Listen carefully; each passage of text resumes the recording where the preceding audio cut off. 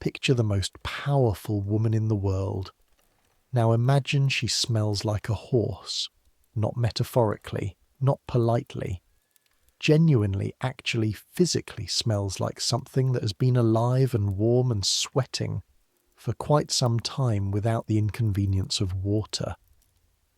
Now add 6 weeks of court meals, 6 weeks of wood smoke from every fireplace in the palace, 6 weeks of the particular kind of sweat that comes from wearing 12 pounds of fabric and 20 pounds of jewellery in rooms heated by fires burning all day and all night.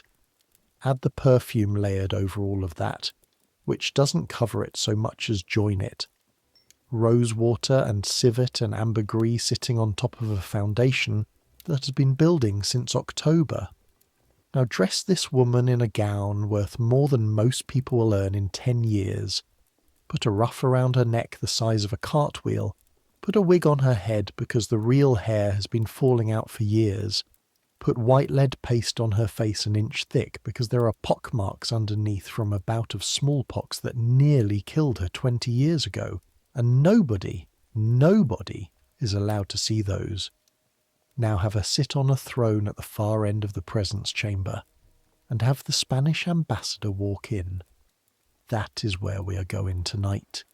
England, 1583, Whitehall Palace, London, and you, a girl of 17 from a Norfolk manor house, are about to spend the most terrifying day of your short life making sure that none of this goes wrong. I make these history stories, and I'll be honest with you, I don't entirely know who listens to them. Maybe you're trying to sleep. Maybe you're one of those people who finds the detailed mechanics of Elizabethan court hygiene surprisingly soothing. Maybe you just like hearing about a woman who ran a kingdom and occasionally declined to bathe and made it everyone else's problem. Either way, subscribe if you want, get comfortable, here we go. Your eyes open to darkness. Not the warm, heavy dark of a deep sleep, the sharp dark of being woken by something. A hand on your shoulder, pressing once, firmly. Get up, now. Mistress Parry wants you. The voice belongs to Joan. Joan sleeps in the pallet next to yours in the small room off the long gallery that you share with 4 other girls. Joan has been at court for 2 years. Joan knows things. And when Joan says Mistress Parry wants you in that particular flat voice, with that particular absence of expression, it means something has happened. Something you are now going to be part of whether you want to be or not. You sit up. The room is cold. The fire went out sometime in the night, and the London air comes in through the gaps in the windows like a living thing. You can feel it on your face immediately. That specific quality of London cold that is different from Norfolk cold. Wetter, heavier, carrying things with it that Norfolk cold, in its clean flatness, does not carry. The smell hits you before you're fully upright. It's not one smell. It never is at Whitehall. It layers, the way everything in this palace layers. There's wood smoke first, always wood smoke. The palace burns through enough firewood in a day to heat a small village for a week, and the smoke gets into everything. Your clothes smell of it. Your hair smells of it. You've stopped noticing it most of the time. But right now, half asleep, it's the first thing. Under that, the river. The Thames runs right beside the palace, and in November it smells like what it is. The drain of an entire city. Fish and sewage and the particular rot of something that has been in moving water too long. The palace was built here because the river is convenient, not because it is pleasant. Nobody who decided to build a palace here had to smell it. Under that, the rushes on the floor, which haven't been changed in longer than you'd like to think about. They were strewn with sweet herbs when they were laid, lavender and rosemary and dried flowers, and for a few days they smelled wonderful. Now they smell like everything that has been walked through them and spilled into them and dropped into them since September. And under all of that, the human smell. Dozens of people sleeping in rooms not designed for dozens of people. Breath and bodies, and the natural product of living close together without much in the way of water. You've been at court for 3 months. You're still not used to it. You pull on your kirtle in the dark, fingers fumbling with the laces. Joan is already gone. You can hear her footsteps fading down the gallery. You grab your shoes, don't bother with your hair, and follow. The corridor outside is not dark. That's the first thing you learn about Whitehall. It is never properly dark. There are always candles in the sconces along the main corridors. The wax candles, the good ones, burn in the chambers where someone important might pass at any hour. The tallow candles, the ones that smell like rendered fat and sputter and smoke and leave a yellowish film on everything near them, burn in the back passages and servants' roots. You are at this moment walking through a tallow candle corridor. You follow Joan's shape ahead of you, down past the rooms where other ladies sleep, down a staircase that creaks on the 4th step as it always does, through a door that opens with a sound like a held breath releasing, and into the anteroom of the privy chamber, and you stop. Because there, at 5 o'clock in the morning, with candles blazing and an expression on her face like something carved from cold stone, is Mistress Blanche Parry. Mistress Parry is 61 years old. She's been in royal service since before Elizabeth was born. She has weathered the reigns of 3 monarchs, the execution of 2 of the Queen's mothers, and the kind of court politics that have destroyed people considerably more powerful than you. She is a small woman, almost tiny, with white hair under her cap and eyes that see everything and have seen everything for a very long time. She looks at you. "Agnes," she says, "Mistress Parry." The ambassador arrives at 2 o'clock this afternoon. You already knew this. The whole court has known for a week. Don Bernardino de Mendoza, Spanish ambassador, representing the most powerful king in the world, King Philip II of Spain, who was, not so very long ago, King of England as well, by right of his marriage to the previous queen, who is currently nursing a collection of grievances about English ships doing things English ships are not supposed to be doing, and English money going to places it is not supposed to go, and English Protestant sympathies creating havoc on the continent. This meeting matters. It matters in the way that meetings between countries matter, the kind of mattering that can end in war or avoid war, and where the difference sometimes comes down to whether one woman feels comfortable in a room. "I know," you say. "The Queen," says Mistress Parry, "has not bathed since the 1st of October. It is the 28th of November. The silence that follows is the kind that doesn't invite commentary. You have been at court for 3 months. You have learned, in 3 months, a great many things. You have learned which corridors are safe to walk at which hours. You have learned which ladies will help you if you make a mistake, and which ones will use that mistake against you. You have learned to read the Queen's moods from a distance of 20 feet, by the angle of her chin and the speed at which she walks. You have learned, above all, that there are things you do not say aloud at court. The thing you are not saying aloud right now is 6 weeks. The Queen," Mistress Parry continues in the same measured tone she would use to discuss the weather, "does not wish to be disturbed this morning. I understand. She will, however, require preparation before the 2 o'clock audience." She holds your gaze steadily. "This preparation will begin at 9.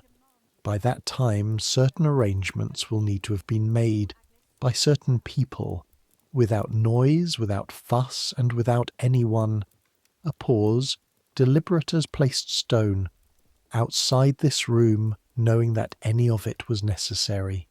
You look at her, she looks at you. Am I clear? She says. Yes, Mistress Parry. Good. She hands you a list. It is written in her precise tiny hand. 6 items.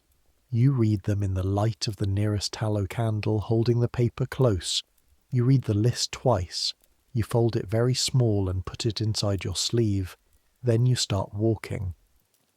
Whitehall Palace is enormous.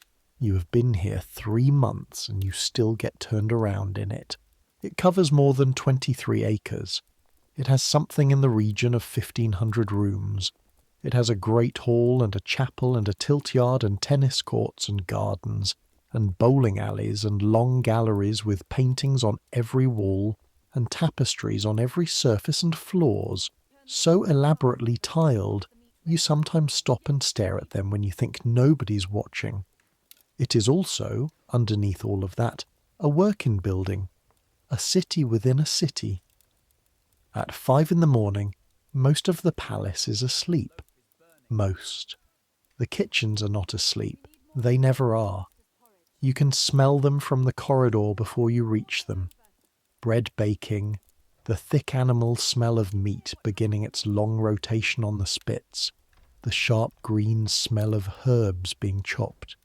The kitchen fires start hours before dawn. By the time anyone of importance wakes up, breakfast must be ready, and it always is, and the work that makes it ready is invisible. You don't go into the kitchens, you go to the laundry. The palace laundry is in the lower courtyard, and the women who work it are already moving when you push open the heavy door and step into a room that hits you like a physical thing. Heat first. The dense, wet heat of boiling water and damp fabric and bodies working hard since before first light.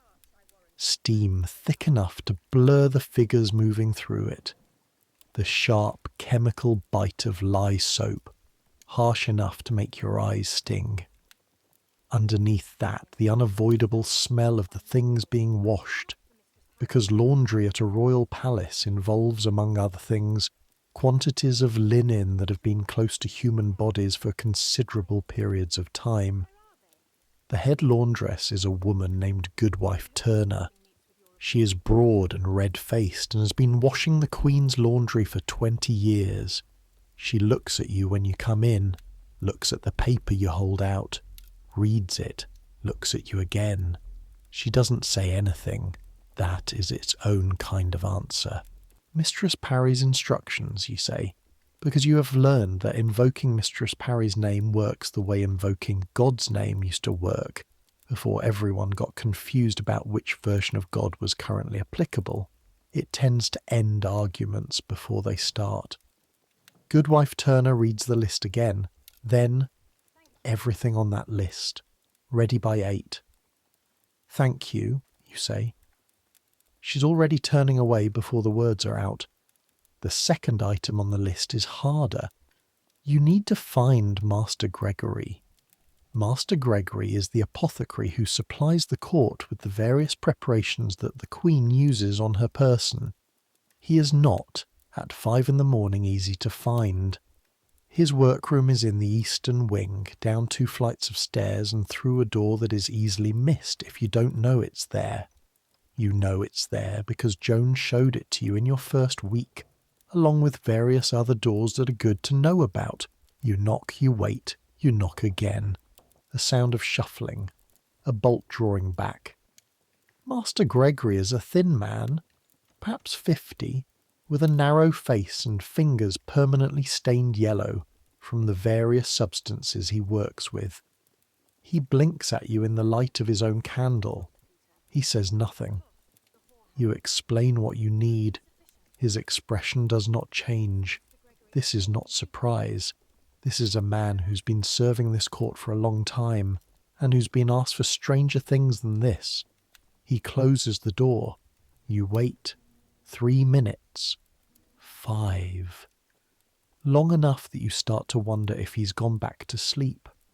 Long enough that the cold in the corridor, these lower passages don't get the fires, starts to work its way through your kirtle and into your bones. Your feet ache on the stone floor. Your hands are cold enough that when you clasp them together, you cannot feel your own fingers properly. Then the door opens. Master Gregory holds out a wrapped parcel. 2 bottles stoppered with wax.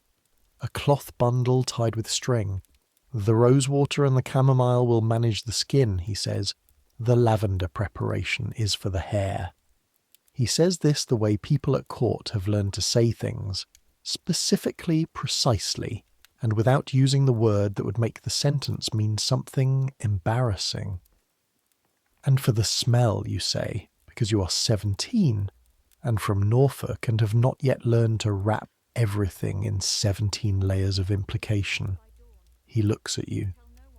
The civet preparation is in the larger bottle. Thank you, you say. He closes the door. By 7, you have worked through most of the list.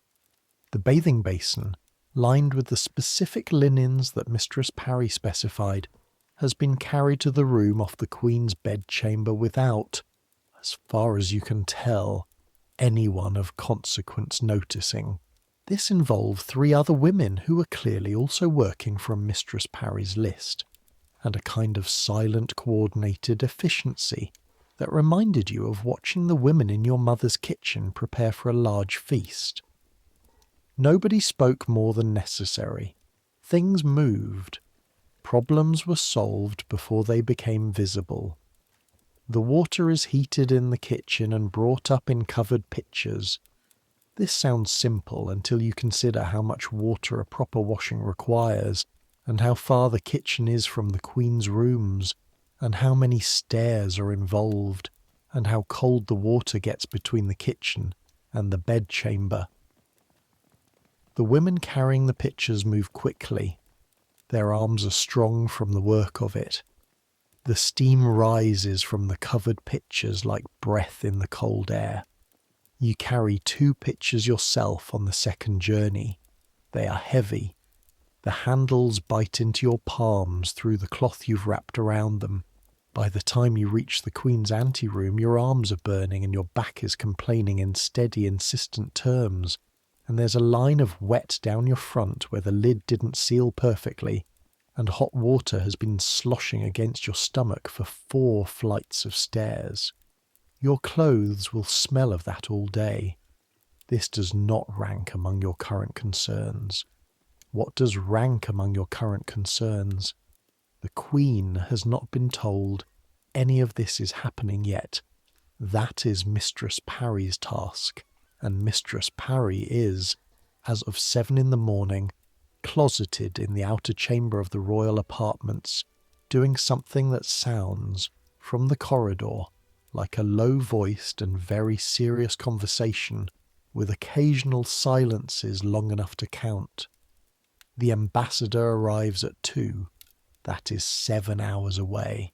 7 hours to transform Elizabeth Regina, Queen of England, Ireland and France, the France being aspirational, into the performance of Elizabeth Regina that the Spanish ambassador needs to see.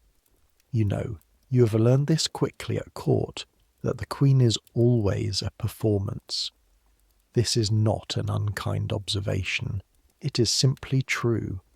The Elizabeth who walks into a presence chamber is not the Elizabeth who sits in her private apartments at night with her ladies. Both of them are real. Both of them are her.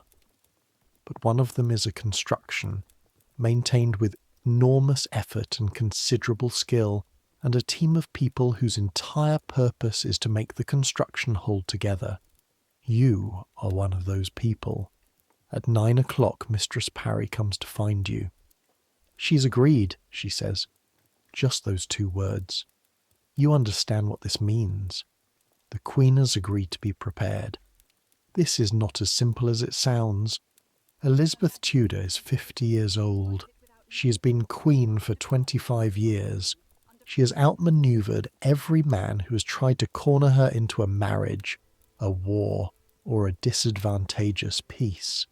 She has survived a childhood that would have destroyed lesser people, a mother executed on her father's orders, a stepmother who tried to seduce her at 13, years of imprisonment under her own sister's reign, the constant threat of someone deciding she would be more politically useful dead than alive.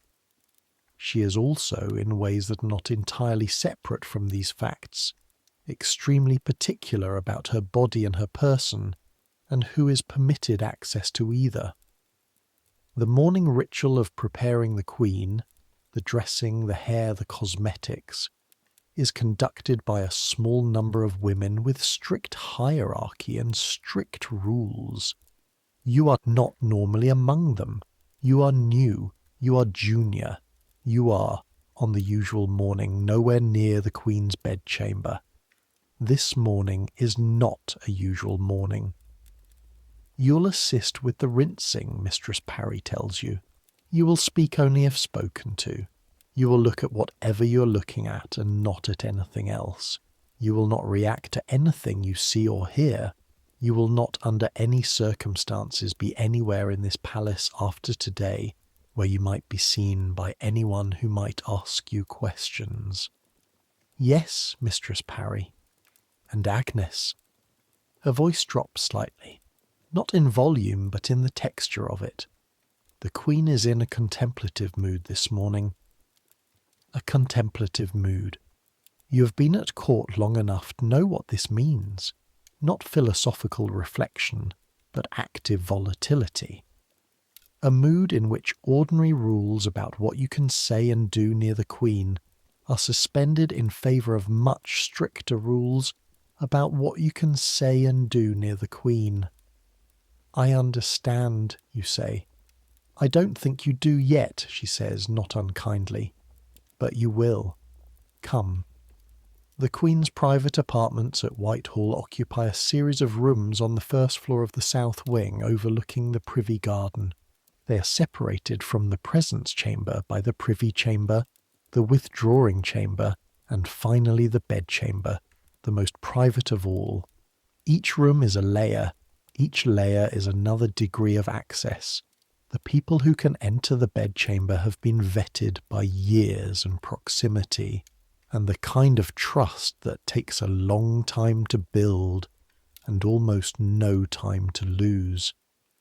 You've been in the bedchamber exactly once before, carrying a message in your second week. You remember being struck by two things simultaneously: how large it was and how crowded it was despite being the Queen's most private space. There are always women there, day and night. The Queen is never alone. This is partly security and partly tradition, and partly, you suspect, the particular knowledge of a woman who has spent 50 years learning that being alone is something that happens to you when other people have decided you should be isolated. Today, the bedchamber smells strongly of the lavender preparation from Master Gregory's bottles, which someone has been burning in a brazier near the window. It smells of the rosewater warming in a basin on the hearth. It smells of the 12 candles burning, more than usual, their wax warm and faintly sweet in the cold air. And underneath all of that, it still smells of 6 weeks. You have a moment, standing in the doorway, to absorb this before you arrange your face into the expression of complete professional blankness that Mistress Parry demonstrated for you twice and expects you to produce on demand. The Queen is sitting at her dressing table. This is the first time you've seen Elizabeth Tudor at this distance, in this light, without the full performance of her public person. You have seen her in the presence chamber, where she is enormous. The word is the only one that fits. She fills a room without moving. The clothes alone, the ruff, the farthingale, the jewels, the wig, add a foot to her height and 3 feet to her width, and create the visual impact of a walking building. In the presence chamber, she doesn't look human. She looks like the idea of a queen made physical. Here she is small. She is sitting slightly hunched over the mirror, wearing a dressing gown of dark crimson velvet that is very fine, but is still, unmistakably, a dressing gown. Her head is uncovered. This is one of the things you don't look at, but you've already seen it. And the hair underneath is sparse and grey-red, and lies close to her skull in ways that the wigs are specifically designed to reverse. Her face, without its cosmetics, is the face of a woman who has survived 50 years. It is lined and marked and carries its history in every detail. She catches your reflection in the mirror. Her eyes, which are dark and bright and absolutely awake, move to you. Hold for a moment. "Who is this?" she says. Mistress Parry beside you says, "Agnes Carew, your Majesty. Sir Edmund Carew's niece from Norfolk. She's been with us since September." Carew? Her voice is lower than you expected, slightly hoarse this morning. "Norfolk Carews or Somerset Carews?" "Norfolk, your Majesty." The Queen makes a sound that could mean anything. She looks at you for another moment in the way you're beginning to understand is her basic mode of human engagement. Total assessment. You have the feeling of being read at speed, page by page, like a letter that someone needs to get through quickly before deciding whether it requires a reply. Then she looks back at her mirror. "Well," she says, "let's get it over with." What happens in the next 2 hours is, on one level, entirely practical. On another level, it is something you will spend the rest of your life thinking about. The water is brought in, the screens are positioned, the prepared cloths and bottles and preparations are arranged on a table in order of use, which order Mistress Parry has specified, and which the other women follow with the precision of people who have done this before. You are responsible for the rinsing cloths. This means you stand near the basin, hand cloths to the women who need them, refill the basin when the water cools, and do not, under any circumstances, make eye contact with the Queen unless the Queen's eye has found yours first. You refill the basin 3 times over the next hour. Each time the water you pour in is still warm. You've been keeping the back basin near the fire, but the room is cold enough that steam rises when it hits the air. The steam catches the candlelight and moves through it. The Queen submits to the process with a kind of controlled, exhausted impatience. She does not resist. She does not enjoy it. She sits where she is placed, holds her arms where she is asked to hold them, tips her head when Mistress Parry's hand touches the base of her neck, but she talks. This is the thing that surprises you. She talks through the entire process, and she talks about everything except what is happening. She talks about a letter from the Earl of Leicester, who has said something she finds amusing in one interpretation and infuriating in another, and she is deciding between interpretations. She talks about a play she saw last week, and an actor who mispronounced 3 Latin words and seemed entirely unaware of having done so. She talks about a property in the home county she is considering, and whether the deer in the park are worth the maintenance costs. She talks, and the women work around her talking, and the room fills slowly with the smell of rosewater and lavender over everything else. The way a clean note added to music shifts the entire chord.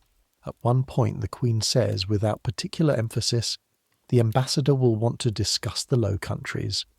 Mistress Parry, who is doing something with the lavender preparation and a careful comb, says, "Yes, your Majesty." "Philip wants money," says the Queen, "for his war in the Low Countries, which is not going well.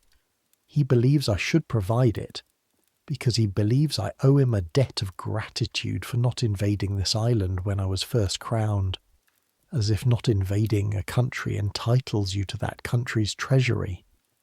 She's quiet for a moment. You can hear only the comb moving through her hair and the small sound of the lavender preparation against her scalp. "He won't get it," she says, "but he mustn't know that yet." Nobody responds to this. This is one of the things you're learning about court. There are conversations that take place in the presence of servants that are not conversations the servants are part of. The Queen is not speaking to you. She's not speaking to Mistress Parry. She's speaking to the mirror, or to herself, or to the chess game she's already playing against the ambassador, who won't be here for another 5 hours. You hand a cloth without being asked, and try to look as much like a piece of furniture as possible. There's nothing Philip hates more, the Queen says, than being addressed by a woman who knows he's lying. A pause. I expect he finds it infuriating about me specifically. She almost smiles. A controlled, almost smile. The kind that doesn't quite reach the eyes but lives in the corner of the mouth. You see it in the mirror and look away quickly because you are not supposed to be looking. Mistress Parry, without looking up from her work, says, "I imagine so, Your Majesty." The cosmetics take longer than the washing. The foundation is a paste called ceruse. You know this because Francis explained it to you in your first week. Ceruse is made of white lead and vinegar, applied in a thick layer to cover everything. The pockmarks, the lines, the redness, the simple reality of a face that has been alive for 50 years. You also know, because Master Gregory let this slip once in a moment of professional candour that he immediately regretted, that the lead absorbs through the skin. Over years, over decades, the women who've been wearing it their whole court careers, you don't let yourself finish that thought. You watch the transformation. It is not gradual. It is a series of decisive changes, each one moving further from the woman in the mirror and closer to the face on the portrait in the long gallery. The redness disappears. The lines fill in. The neck, carefully prepared, comes out smooth and pale as new paper. The eyebrows, which are sparse, are darkened and shaped. The eyes, which do not need enhancing and know it, are left alone. The wigs are brought out last. There are 3, prepared in case the Queen's preferences have shifted since the consultation yesterday. She looks at all 3, points at one. That is that. When it is all done, when the ruff has been attached and the outer gown brought in, the gold one, with the embroidered sleeves and the rubies at the collar, when every element of the performance is ready, the woman who stands up from the chair is not the woman who sat down in it. The same woman. Of course. But also Elizabeth, Queen of England. She takes a breath, straightens. The posture changes as though someone has drawn a string from the crown of her head to the ceiling. The chin comes up. The eyes, already bright, take on a specific quality, a focused, outward-facing quality like a lens pointed at the world rather than at herself. She looks in the mirror one last time. Good, she says. Not good enough. Not, I wish this weren't necessary. Good. And she turns away from the mirror and walks toward the door, and the women scatter to their places around her like planets resuming their orbits. You're still standing by the basin, a damp cloth in your hand. Mistress Parry pauses at the door. "Clean up," she says. Then she is gone.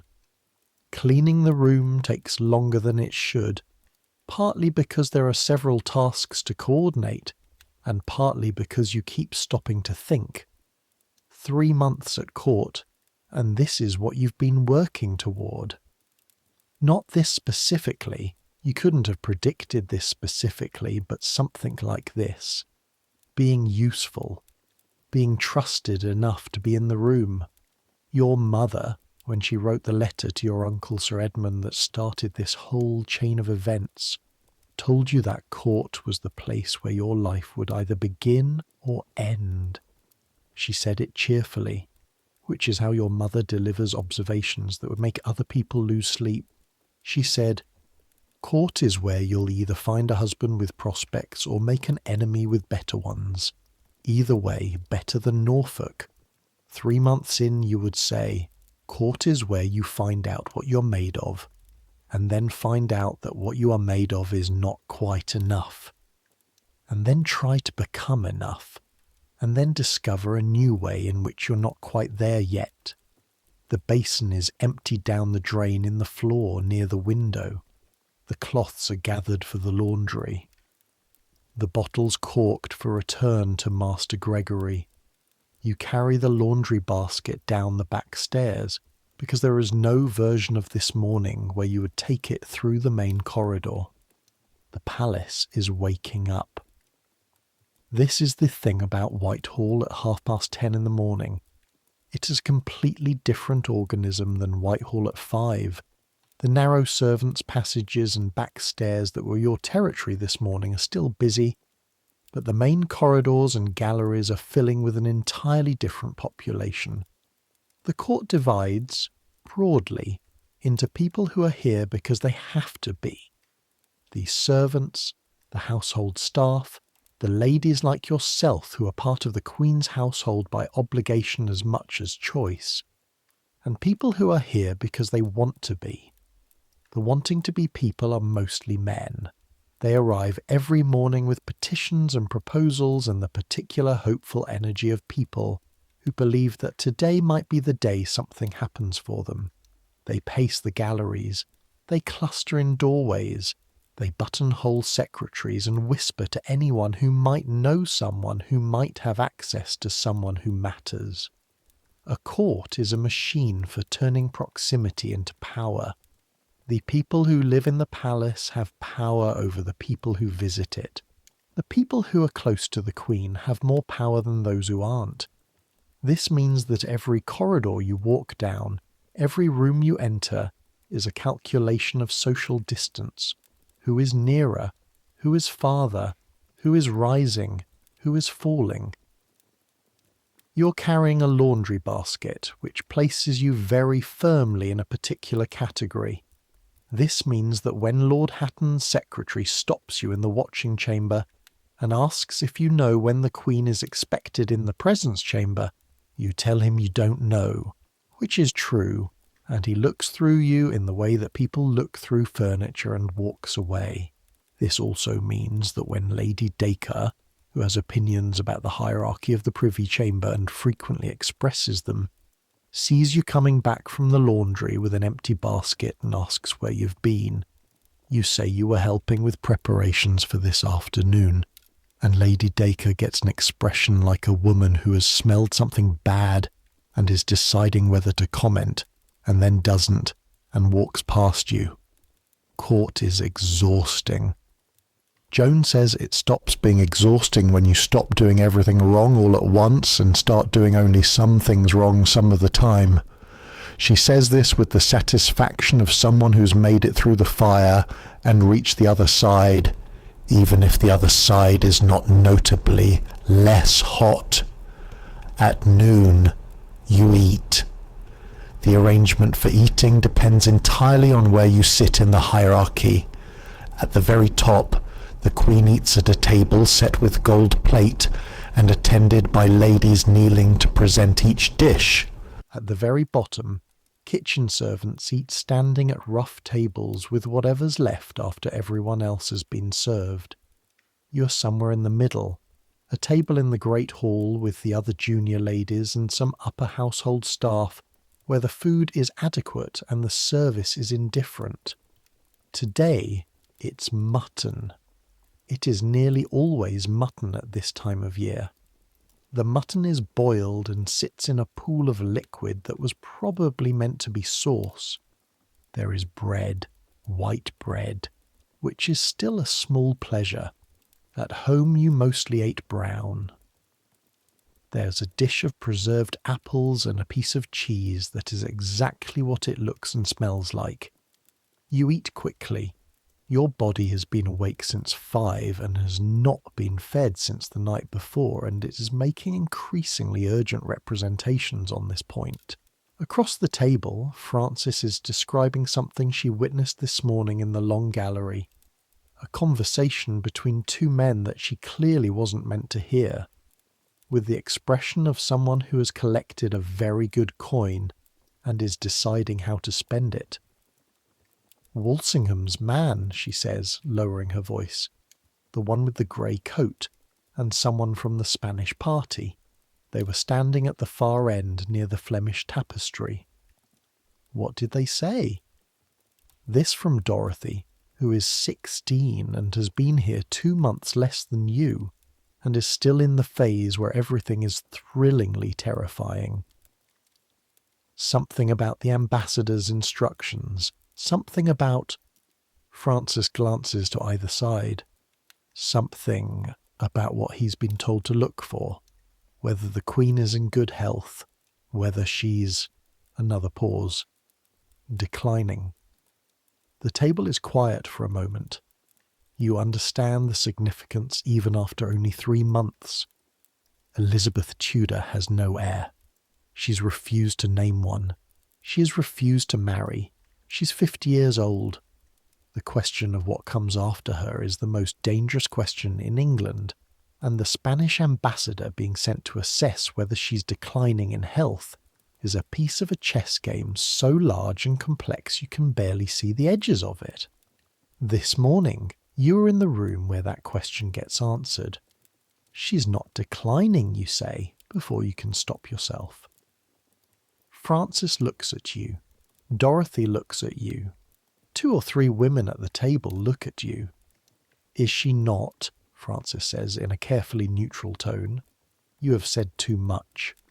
The knowledge arrives in your stomach like cold water. I'm just... you begin. No, says Francis, and her tone is kind, which is almost worse. You're probably right. She certainly seemed well enough this morning in the withdrawing chamber. She holds your gaze for a moment. Message received. You look down at your mutton. 1 sentence. 1 unnecessary sentence. Francis, who is not careless, knows now that you were somewhere this morning you're not supposed to be talking about. She won't say anything, but she'll remember. Some day, when it matters, she will remember. You eat the rest of your mutton in silence. At 12:30, Mistress Parry finds you again. You're in the privy chamber, helping fold linen, a task requiring minimal skill, placing you usefully near the centre of things without being in the way. This is a principle you've been developing. Be visible in the right ways, invisible in the wrong ones. The ambassador's party has arrived at the Watergate, Mistress Parry says, without pausing to let this land. They are being received in the lower apartments and will be brought to the presence chamber at 2. You will stand. She indicates a position along the left wall. Stand there. Look pleasant. Say nothing unless addressed. If the ambassador or any member of his party addresses you directly, which they won't, give your name and nothing else. Yes, Mistress Parry. She looks at you the way she sometimes does, with that slight focusing of attention that means she's deciding whether to say the additional thing. She says it. You acquitted yourself well this morning. You were useful and quiet, and you didn't make a scene of yourself. A pause. Don't undo it. She walks away. You stand with the folded linen in your hands and feel distantly the way you felt at 13 when your father told you that you'd ridden the mare in the south field well enough. A warmth that rises and then immediately concerns itself with the ways in which it could be taken away. The presence chamber fills by 1 o'clock. This is how you learn what a court looks like when it is truly assembled for something that matters. It is not just the women, the great lords of the Privy Council in their robes and their chains of office, the household officers, the gentlemen of the chamber standing against the walls with a kind of formal stillness that comes from years of practice, the ladies of the Privy Chamber in their places, dressed with the specific deliberateness of women who have been at this long enough to know exactly what the occasion requires. The room itself has been transformed, or rather revealed as the thing it already was underneath its daily version. The tapestries, which hang here always but which you mostly stop seeing after the first month, are vivid. The candlelight multiplies across the plate displayed on the buffets along one wall, dishes and cups and ewers of gold and silver representing, collectively, more wealth than most people will encounter in a lifetime. The ceiling with its plasterwork, the tiled floor, the window glass fragmenting the winter light, all of it is suddenly legible as design, as intention, as the calculated statement of power. This room was built to do exactly what it's currently doing. You're standing in your indicated position, third from the end along the left wall, and you've been standing here for 40 minutes and your feet are beginning to ache, which you are ignoring. The doors at the far end of the room open. The Queen enters. The processing of Elizabeth into a public space is a performance with as many working parts as a theatrical production, and the presence chamber is the most demanding stage she has. It takes approximately 90 seconds for her to move from the door to the throne. 90 seconds in which everything is choreography. The pace, the way she acknowledges the bows and curtsies with the minimal gesture that conveys maximum grace, the way her eyes move across the room, registering, cataloguing, knowing. She's wearing the gold gown with the embroidered sleeves, which you helped carry into the room this morning, and which looks on her now in this light completely different from what it looked like folded in the press. It catches the light and throws it. The jewels at her collar catch it and hold it. The ruff sits around her neck like a halo rendered in starched lace. She moves to the throne and sits with a movement that is both natural and completely practiced. She settles. She is still. The room exhales. A pause. Maybe 2 minutes. 2 minutes in which the court waits and the Queen doesn't look at anyone in particular, and the candles burn and the distant sounds of the river and the city come in through the windows muffled and irrelevant. Then the doors at the far end open again, and the Spanish ambassador and his party are announced. Don Bernardino de Mendoza, a middle-aged man of medium height with a dark beard going grey at the edges, and the kind of formal posture that looks as if it was installed rather than developed. He's dressed in the Spanish fashion, which is darker and more restrained than the English, and which makes him look, in this golden colour room, like a piece of punctuation in a decorative sentence. He walks the length of the presence chamber. He bows. He does not smile. This is, you understand without being told, a calculated absence of smile. The Queen receives him without expression. Then the corner of her mouth moves, just slightly, the controlled, almost smile you saw in the mirror this morning, and she extends one hand. He bends over it. What follows is not a conversation. It is a duel conducted in French, which both of them speak better than the other will admit, with weapons being words that mean something other than what they say. You're too far away to hear most of it. You can see the rhythm, a statement, a response, a pause, another statement. The ambassador's face is very controlled. The Queen's face is completely controlled. The lords of the Privy Council stand to one side and watch with expressions of men who know that what is being said in public is a performance for an audience that includes themselves. Walsingham, the Secretary of State, who has a face like a man who has not slept in several years, watches the ambassador the way a cat watches a mouse hole. Not with excitement, with patience. And the Queen sits on her throne and conducts the meeting with the absolute command of a woman who has been doing this for 25 years, who has the entire architecture of this moment. The room, the light, the gold plate on the buffet, the assembled court, the gown, the ruff, the performance of health and power and unassailable authority behind her. 6 weeks, you think. It was 6 weeks ago when this mourning became necessary, and none of it shows.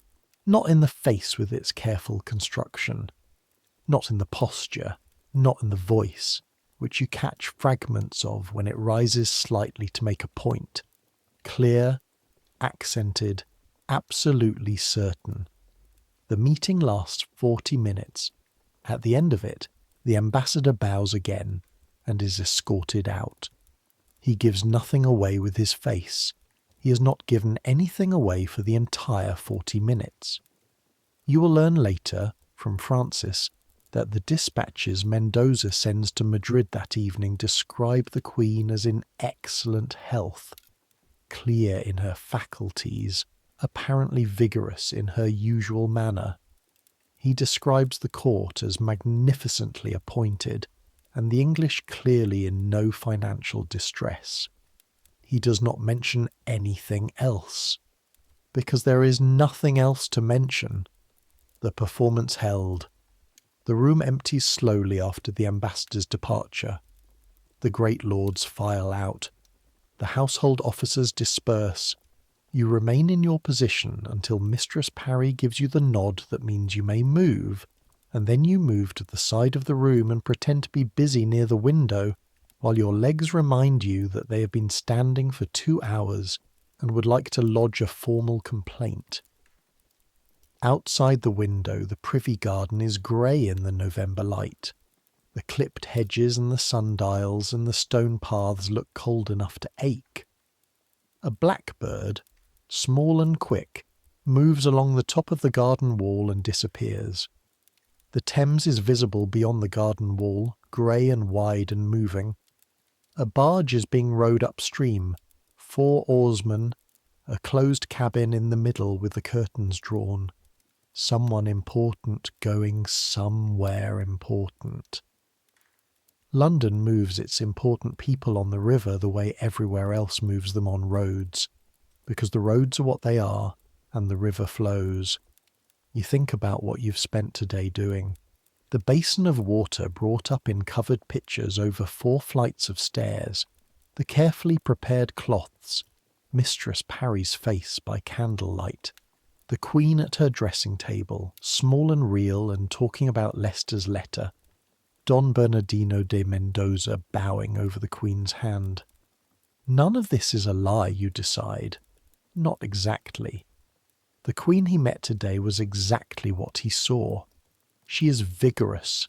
She is formidably in command. The health she performed today is real, in the ways that matter for the question he came to answer. The preparation that made the performance possible was just preparation. The way the gold plate on the buffet was carried up and arranged by 6 servants this morning. The way the tapestries were brushed clean yesterday. The way every candle was replaced and every surface was checked. The court is a performance.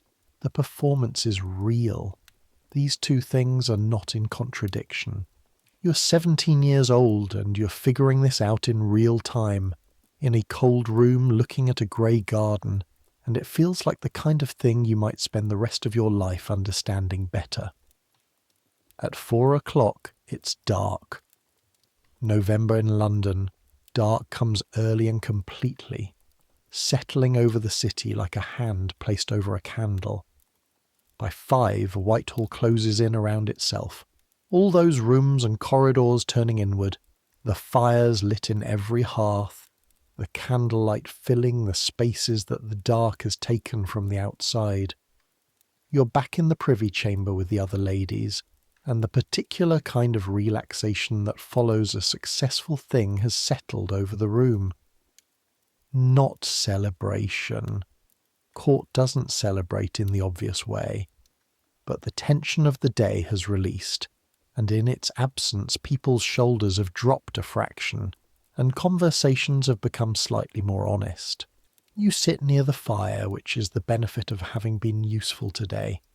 You have been given the seat near the fire rather than the one near the draughty window, and your feet are finally warm for the first time since this morning, and the feeling of warmth travelling up from your feet into your legs is almost good enough to sleep on right now. Frances is next to you, not crowding, but companionable, working at some embroidery, her hands moving with the automatic ease of someone who's been doing needlework since childhood. "You did well today," she says, without looking up. "It is not a question." "I tried to be useful," you say. "That's different from doing well," says Frances. "Trying to be useful is what gets you into the room. Doing well is what gets you back in." She pulls a thread through. "Lady Margaret tried to be useful during the Hampton Court business 3 years ago. She was useful in the way that made things worse. She thought she was helping. She wasn't. You know what happened to Lady Margaret? She married a man in Shropshire, you say. You've heard this story." "A perfectly good man in Shropshire," Frances says, "who she would never have met if she'd stayed at court." She pauses. "The point isn't the man. The point is that she didn't choose him, and she would have preferred to." She looks up from her embroidery briefly, then back down. "Being useful and being invisible at the same time," she says, "is actually very hard. Most people can only do one. Today you did both." You look at the fire. "Thank you," you say. "Don't thank me. Just remember it." The evening meal is more elaborate than the midday one. Court follows this pattern. The midday meal is functional. The evening meal is social, which means it is also political, which means it is also a minefield. Tonight, because of the occasion, there are people at the upper tables who are not usually there. Men from the ambassador's party invited to dine.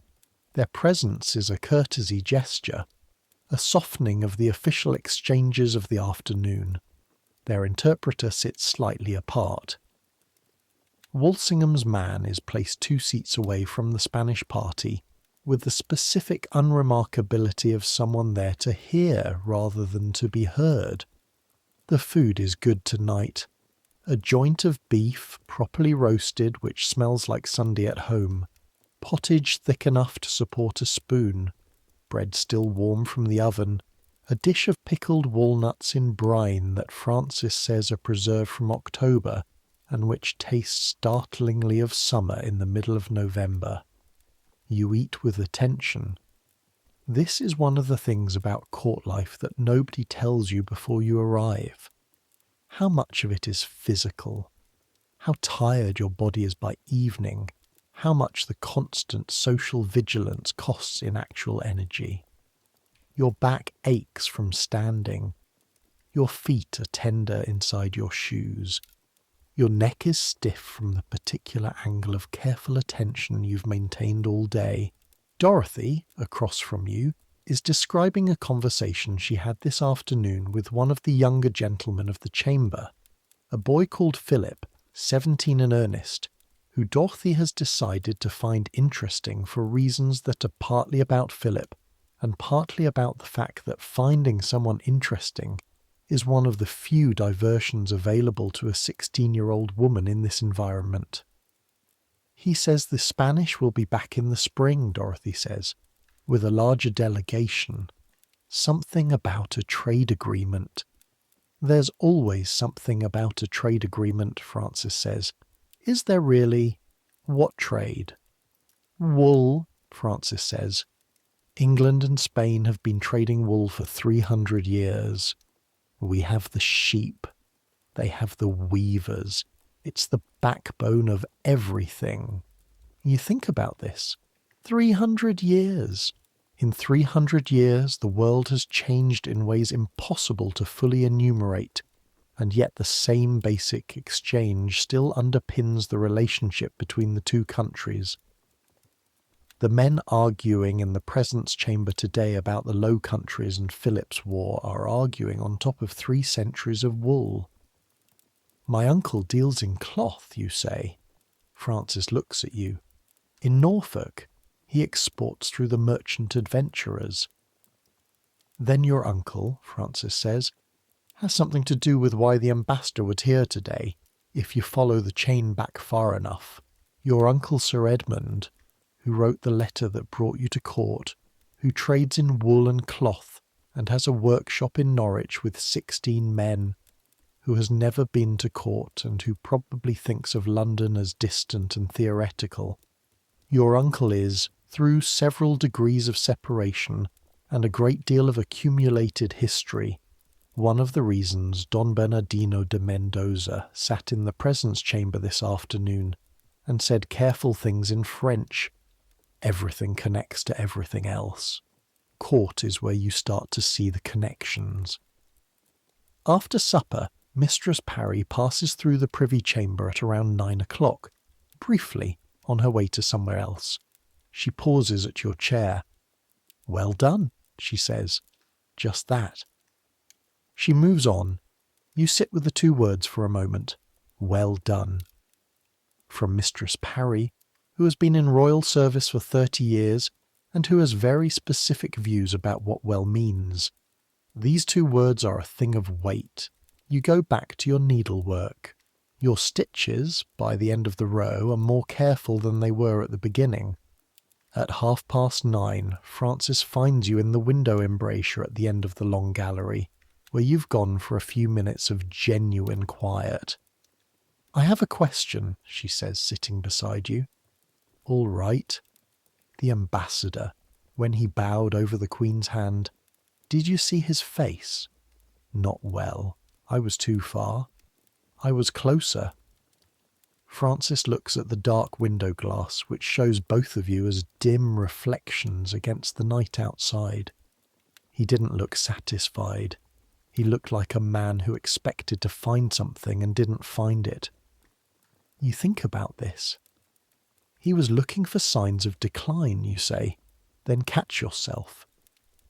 Francis makes a small acknowledging sound. Walsingham knows, she says, about Mendoza's instructions. He always knows. That's why today mattered in the way it did. A pause. That's why this morning mattered. You look at the window. Your reflection looks back, dim and uncertain. He won't find what he came for, you say. No, says Francis, not today. There's something in the last word that sits between you on the window seat, like a third presence. Not today. Today the performance held. Today the machinery worked. She's quiet for a moment. Then, she has not bathed since October. A pause that has the quality of something being weighed. She is conducting the affairs of a kingdom that 7 different larger powers have tried to destabilize. She is doing this with no husband, no heir, and no direct allies who don't want something from her. She looks at you. Whether she has bathed recently has nothing to do with any of that. You look at her. I was in the laundry at 6 this morning, Francis says. Goodwife Turner gave me a look. Of course she was. Of course she was also on Mistress Parry's list. There were 8 of us this morning, Francis says, working on different parts of the same thing. None of us knew exactly what the others were doing. That's how it works here. Nobody knows everything except Mistress Parry. She stands smoothing her skirts. Go to sleep, Agnes. Tomorrow is an ordinary day. She walks back down the gallery. You sit alone for a moment longer, with the dark window and the distant sound of viols and the particular quality of a long day reaching its end. 8 women, each doing a piece of something, none knowing the whole shape. What you are part of today is bigger than you. It was always bigger than you.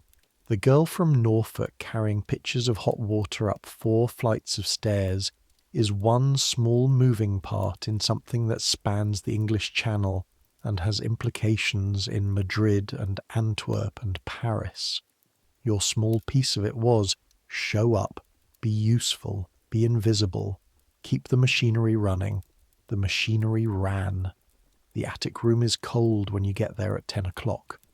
Joan is already in bed. Dorothy is sitting on the edge of her pallet in her shift, braiding her hair, and she looks up when you come in with the expression of someone who's been waiting for conversation. You give her a smile that is genuinely tired enough to explain your silence, and she takes it that way. You sit on the edge of your pallet and take off your shoes. Your feet are a state. They always are at court. The floors are hard, tile and stone and wood, and your shoes are not designed for the amount of walking a day's work requires, and your feet know this and express their feelings about it every evening.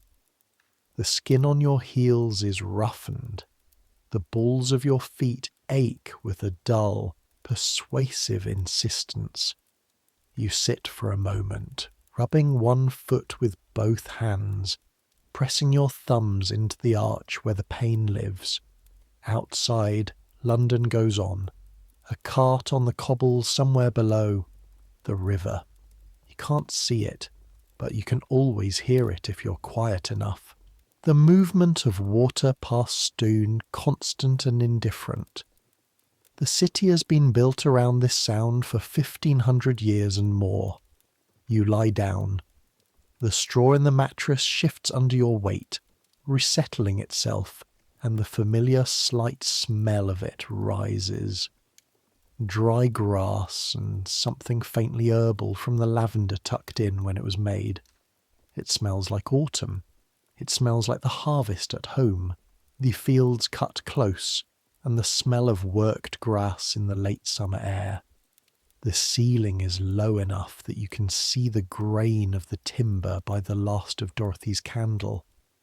The wood turned silver grey with age and the particular quality of close-built rooms. There is a knot in the wood directly above your head. You've looked at it most nights since September. You close your eyes. The day runs back through you in pieces, not coherent, not narrative, the way days do when you're too tired for them to be anything but sensory.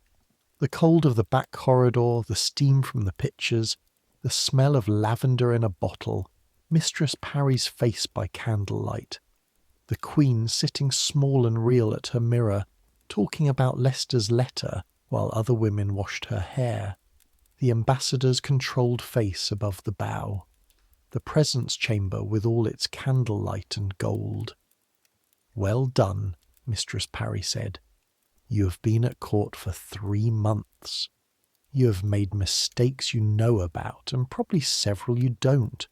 You have been invisible when you needed to be visible, and visible when you needed to be invisible, and lost your way twice, and said the wrong thing at the dinner table today, and been too slow on 3 occasions and too eager on 1. But today, well done. You let the words settle. The Queen of England received the Spanish ambassador today, and you were part of how she was ready to do it. That is not nothing. That is, in its small way, a thing." Dorothy blows out her candle. The room goes dark, not total darkness. There is the faint orange tinge of London sky pressing at the gaps in the shutters. The city doesn't fully darken. It is always burning something. It has always been burning something. You can hear Joan's breathing, slow and deep, already asleep. Dorothy settling in her pallet, the straw shifting and quieting. Outside, the cart sound has faded. The river persists. The cold comes in from the wall on your left, where the stone meets the November air, and you pull the blanket tighter and tuck your cold feet into the warmth you've made at the centre of the bed. The pleasant gravity of exhaustion pulls at your limbs. You think about your mother's letter, the one she wrote to Sir Edmund that started everything. She wrote, "Agnes is capable of more than Norfolk can give her." She wrote it plainly, without sentiment, in her small, neat hand, and your uncle believed her enough to use his connection to get you a place. She was right. Norfolk couldn't have given you today. Norfolk is fields and the smell of the sea on the east wind and the particular light that comes off the Broads in late afternoon. Norfolk is your mother's kitchen and your father's fields and the village church where you were baptized and where you will eventually probably be married if things go in the usual direction.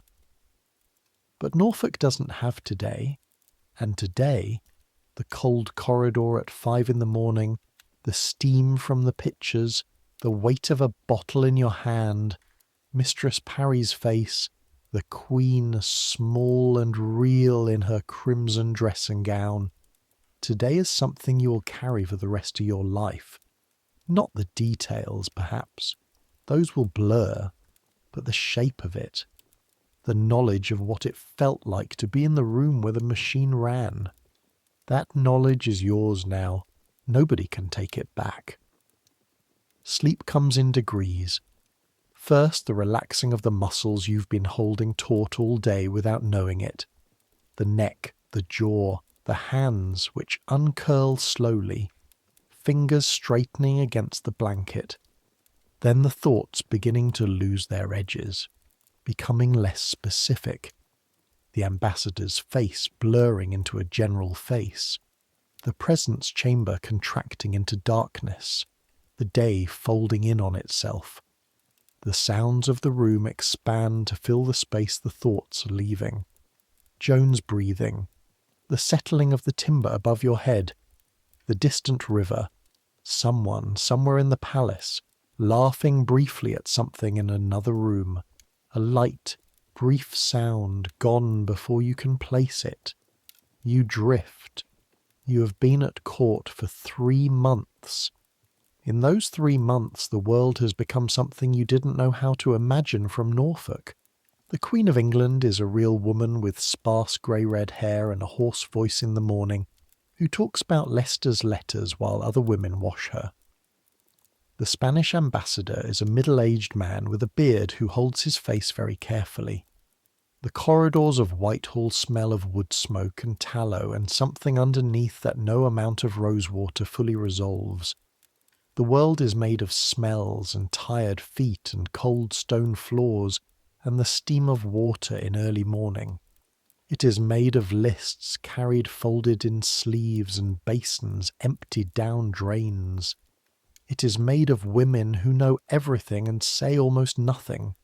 It is made of chess games with continents as pieces and girls carrying pictures as the smallest moving parts. And you are in it. You're 17 years old, from a manor house in Norfolk, and you are in it. The river sounds like it always sounds, cold and wide and not stopping. It will sound like this in the morning. It has sounded like this for longer than there has been a palace here to hear it. The Romans heard it. The people before the Romans heard it. Whoever is here in 500 years will hear it. The cold presses at the shutters and doesn't come through. You are warm enough, fed enough, safe enough. That is more than you knew to want when you were in Norfolk. The timber above your head, the grey silver grain of it, the knot in the wood. Sleep, just sleep. The palace breathes around you. 1,500 rooms and the people in all of them settling into night. Fires banked to embers, candles guttered or snuffed, the gold plate on the buffets in the presence chamber gleaming in its own darkness, reflecting nothing. Somewhere in her private apartments, behind all those closed doors, the Queen sits alone in the way she is never quite alone, and thinks her chess game thoughts, and plans what she will say tomorrow and next week and in the spring, and carries, as she has always carried, the entire weight of what it means to perform certainty in a world that is not certain. But that is not your thought to finish tonight. Your thought is smaller and warmer and entirely yours. The river and the dark and the cold outside the shutters and the warmth inside the blanket and the specific softness of a body that has been useful all day and is now allowed to stop. Let it stop. Centuries will pass. The palace you sleep in tonight will be gone before anyone living now has grandchildren who have grown old. It will burn one winter, decades from now, and they will rebuild parts of it and burn it again, and eventually build something else on the same ground, and that too will change beyond recognition. The Queen in her private apartments will be legendary by then. A name in books, a face in portraits, the idea of a queen that future queens are measured against. Good Queen Bess, Gloriana, the virgin queen who held her kingdom with a hand her enemies never quite closed around. Don Bernardino de Mendoza will be gone. His dispatches will be gone. The chess game he was playing will be resolved, or dissolved, or become something unrecognizable. The Low Countries will settle into what they were always going to become. The war that everyone spent this decade trying to prevent will come anyway, 5 years from now, on the water, and England will meet it with fire ships in the dark, and it will be the kind of thing that gets written about for 400 years. But none of that is tonight. Tonight is just this. One warm, tired person at the end of a day that mattered. The river sounds like it sounds, like it always sounds. Like it will sound long after everyone alive tonight has become part of the ground this city is built on. You're such a small piece of this. A girl from Norfolk, 17 years old. You carried the pictures, you handed the cloths, you folded up a list and put it in your sleeve at 5 in the morning and got through a day that required you to be useful and invisible and quick and careful, all at the same time, and you did it. Tomorrow there will be more of it. More linen to fold and more corridors to navigate and more of the endless, intricate, exhausting social mathematics of this place. More of learning what you're made of. More of becoming the person this city is slowly making out of the girl your mother sent from Norfolk. But that is tomorrow. The morning after the ambassador's visit, the palace wakes up ordinary. This is the thing about court. It doesn't linger. The previous day's significance fades the way a tide fades. Not dramatically, just receding until what's left is the everyday surface of things. The candles in the sconces along the corridor. The smell of the kitchen fires reaching up from the lower floor. Joan already awake when you open your eyes. Already lacing her sleeves with the practiced speed of someone who's been doing this for years. Nothing has changed, and yet everything has changed slightly, in the way things change when you've been inside a room that most people don't get to enter. The room looks the same from the outside, but you know what's in it now, and that knowing is permanently yours. You wash your face in the basin. The water is cold, last night's water still in the basin, having had all night to absorb the temperature of the November room. Your hands are cold before you put them in. Afterwards they're colder. You dry them on the rough linen cloth and look at them for a moment. The chapped skin at the knuckles, the slight roughness at the palms from yesterday's pitcher handles. These are working hands now. 3 months of carrying and fetching and folding have made them different from the hands that arrived from Norfolk. Downstairs, the shop of court business is already open. This is how you come to think of it after a while. The court as a kind of commerce, running all day, with different goods being traded in different rooms. In the morning, the traffic is in access and information. Who can get to whom? Who has heard what? By midday it shifts to favour. Petitions, introductions, the quiet negotiations of people who want things from people who have things to give. By evening it moves into the social registers, alliances formed and reformed over the supper table, over cards, in the long galleries during the walking hours. You are, at your level, mostly a buyer rather than a seller. You don't have much to trade yet. What you have is your position, which is junior, and your connections, which are thin, and whatever reputation you're in the process of building, which is so new it barely has a shape. Yesterday added something to it. You know this without being told. The way Mistress Parry looked at you when she said well done. The way Francis sat beside you last night without being asked. These are small things, but at court small things are the currency.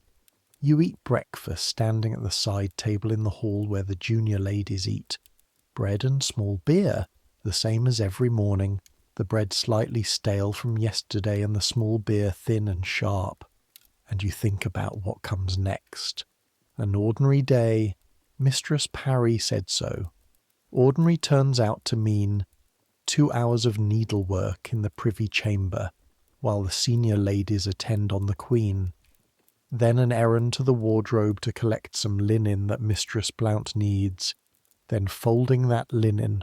Then helping Dorothy write a letter to her mother, because Dorothy's spelling is catastrophic and she's embarrassed about it, and you've been quietly helping her with letters for 6 weeks now, which she has not acknowledged and which you have not mentioned. Then the midday meal, then more needlework, then the afternoon, which stretches out in the particular way that cold November afternoons stretch out, when the light goes early, and there is nowhere to be and nothing urgent to do. This is the other side of court life that nobody tells you about before you arrive. The waiting, the endless amounts of waiting. You wait for the Queen to need something. You wait for Mistress Parry to have instructions. You wait for something to happen that requires your presence or your hands or your 2 feet to carry something from one place to another. In between the waiting, you stitch. You fold things. You write letters. You learn the court's rhythms by standing inside them long enough that they stop feeling like something happening to you and start feeling like something you are part of. Dorothy is embroidering a handkerchief. You can see it from where you're sitting. A small square of white linen with a border of red roses taking shape in running stitch. Her technique is uneven. She was never properly taught, she says, because her mother didn't think she'd need it, which is the kind of thing mothers say about court skills before their daughters end up at court. Can I ask you something? Dorothy says. You're used to Dorothy asking things. Dorothy asks more questions than anyone you've met, with the genuine curiosity of someone who hasn't yet learned that asking too many questions is one of the quickest ways to make the wrong kind of impression. You can try, you say. She hesitates for a moment, which means it's a real question and not just conversation. Yesterday, she says, the ambassador, I was watching his face. When he was with Her Majesty, he looked. She pauses, searching for the word. Disappointed, you say? She looks up. Yes, that's exactly it. Disappointed. Why? You put down your own needlework and think about how to answer this in a way that tells her something true, without telling her more than is good for either of you. He was looking for something specific, you say. Something that would have been useful to his master. He didn't find it. Dorothy considers this. What was he looking for? Evidence that the Queen is not well. The room is quiet for a moment. 2 other ladies at the far end are talking about something domestic and unrelated. The fire crackles. But she is well, Dorothy says. Not as a statement, as a question that isn't sure of its own answer. You think about the woman at the dressing table yesterday morning, the sparse hair, the lines, the hoarse voice, the absolute focused intelligence in the eyes when they found you in the mirror. She is the Queen of England, you say, and she has been for 25 years and she will be for... You stop. Nobody knows how long. That's the answer. Nobody knows, and that uncertainty is the exact thing Mendoza was sent to assess. She will be for as long as she is, you finish lamely. Dorothy makes a face that suggests this is not satisfying. Francis said she's been queen since before my mother was born, she says. I can't imagine that. Being that old, and still managing all of this, you say. Dorothy looks at her handkerchief. Yes. You pick up your needlework again. That's what yesterday were about, you say quietly, mostly to yourself. All of it. The whole thing. Just showing him that she still manages it. And she does. Dorothy is quiet for a moment, working her needle through the linen. I hope when I'm old, she says, someone helps me manage things. You think about Mistress Parry, about the 8 women working from the same list at 5 in the morning without knowing what the others were doing. I expect they will, you say. 3 days after the ambassador's visit, Mistress Parry calls you to the anteroom again, and you feel the brief cold lurch of your heart that has become the automatic response to that summons. But it is not another crisis. It is a promotion of sorts. You'll join the rotation for the morning attendance, Mistress Parry says.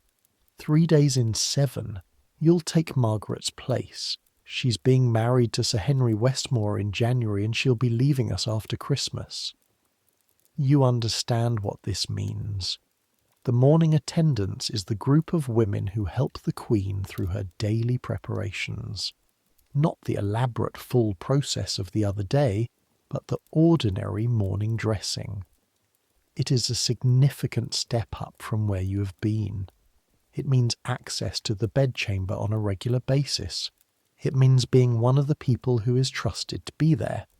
It also means that Mistress Parry has decided you are not a liability.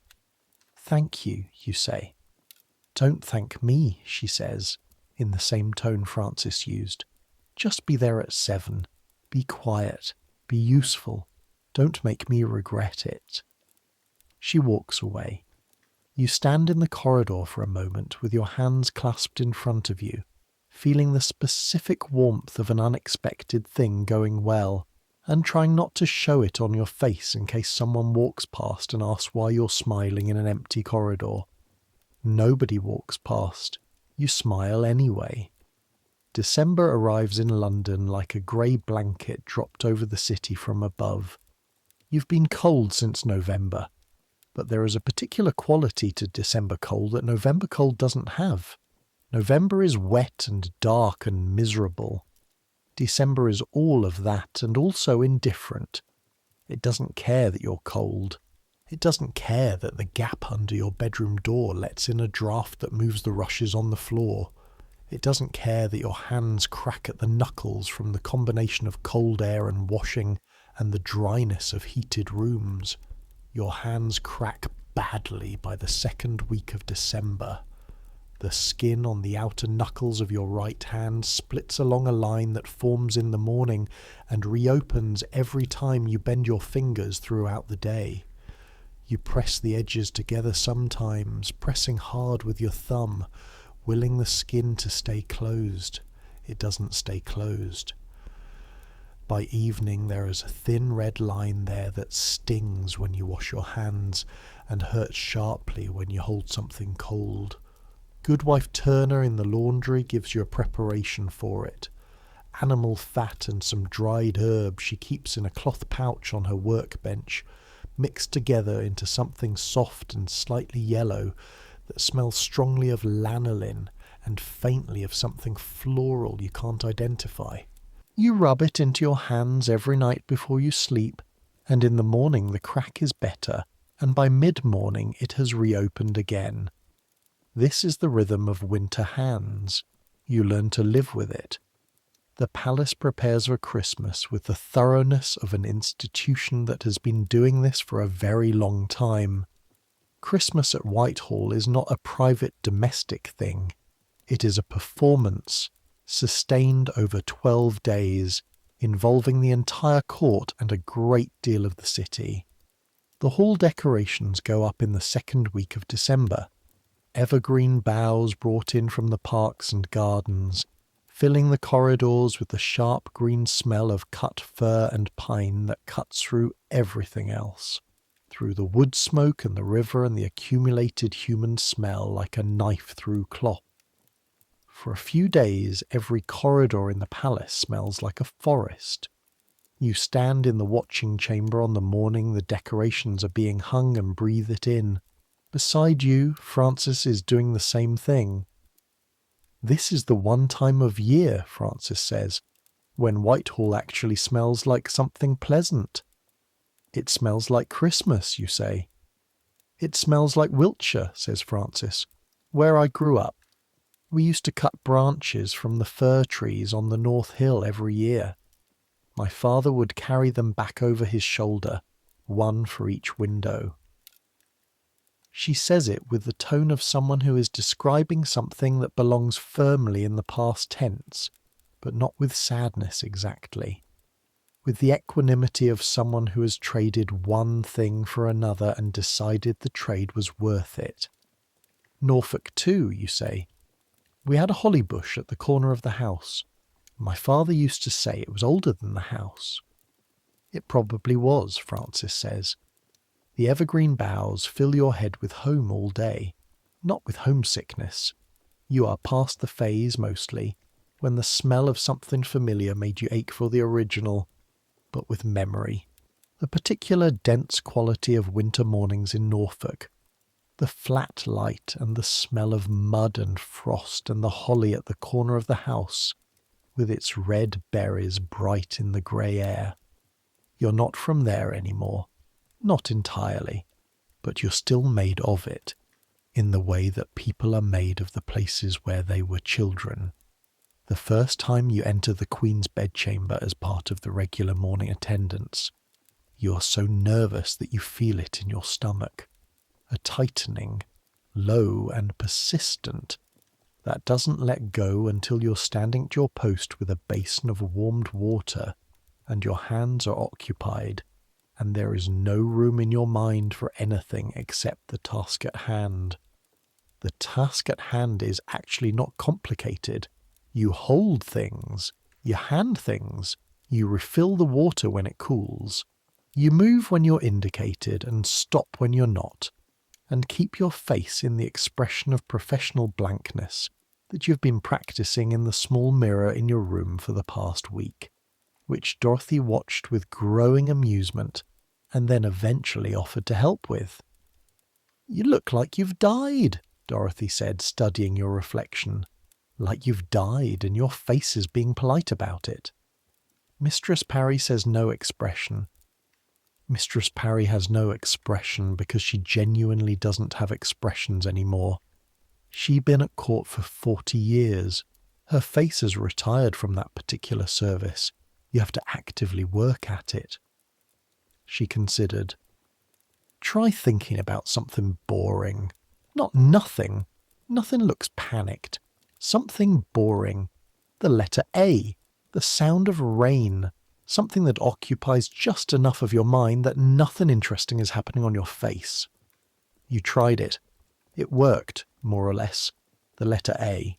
That is what you're thinking about on your first morning in the bedchamber rotation. The letter A. Over and over. The Queen does not acknowledge you directly. You're one of several women moving through the room on their specific tasks, and the Queen's attention is on the mirror, on her correspondence, a letter she has open on the table beside the mirror, which she glances at occasionally with an expression that tells you absolutely nothing about its contents, and on whatever she is thinking, which is, by definition, beyond your access. After half an hour your stomach unknots, your hands do the work, the water is warm.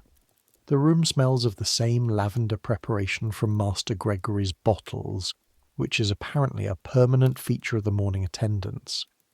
When you leave, Mistress Parry catches your eye briefly, a nod. No more than that. It is enough. The days acquire shape. This is a thing that happens at court that you couldn't predict from outside it.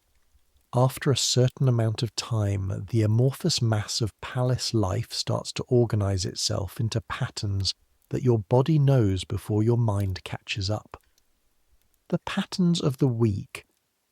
Which days have audiences, which days the Queen rides if the weather allows, which evenings have music in the long gallery, become part of your physical memory. You wake on the right days at the right time without being told. You know before you've fully dressed whether today will be busy or slow by some quality of the sound in the corridors.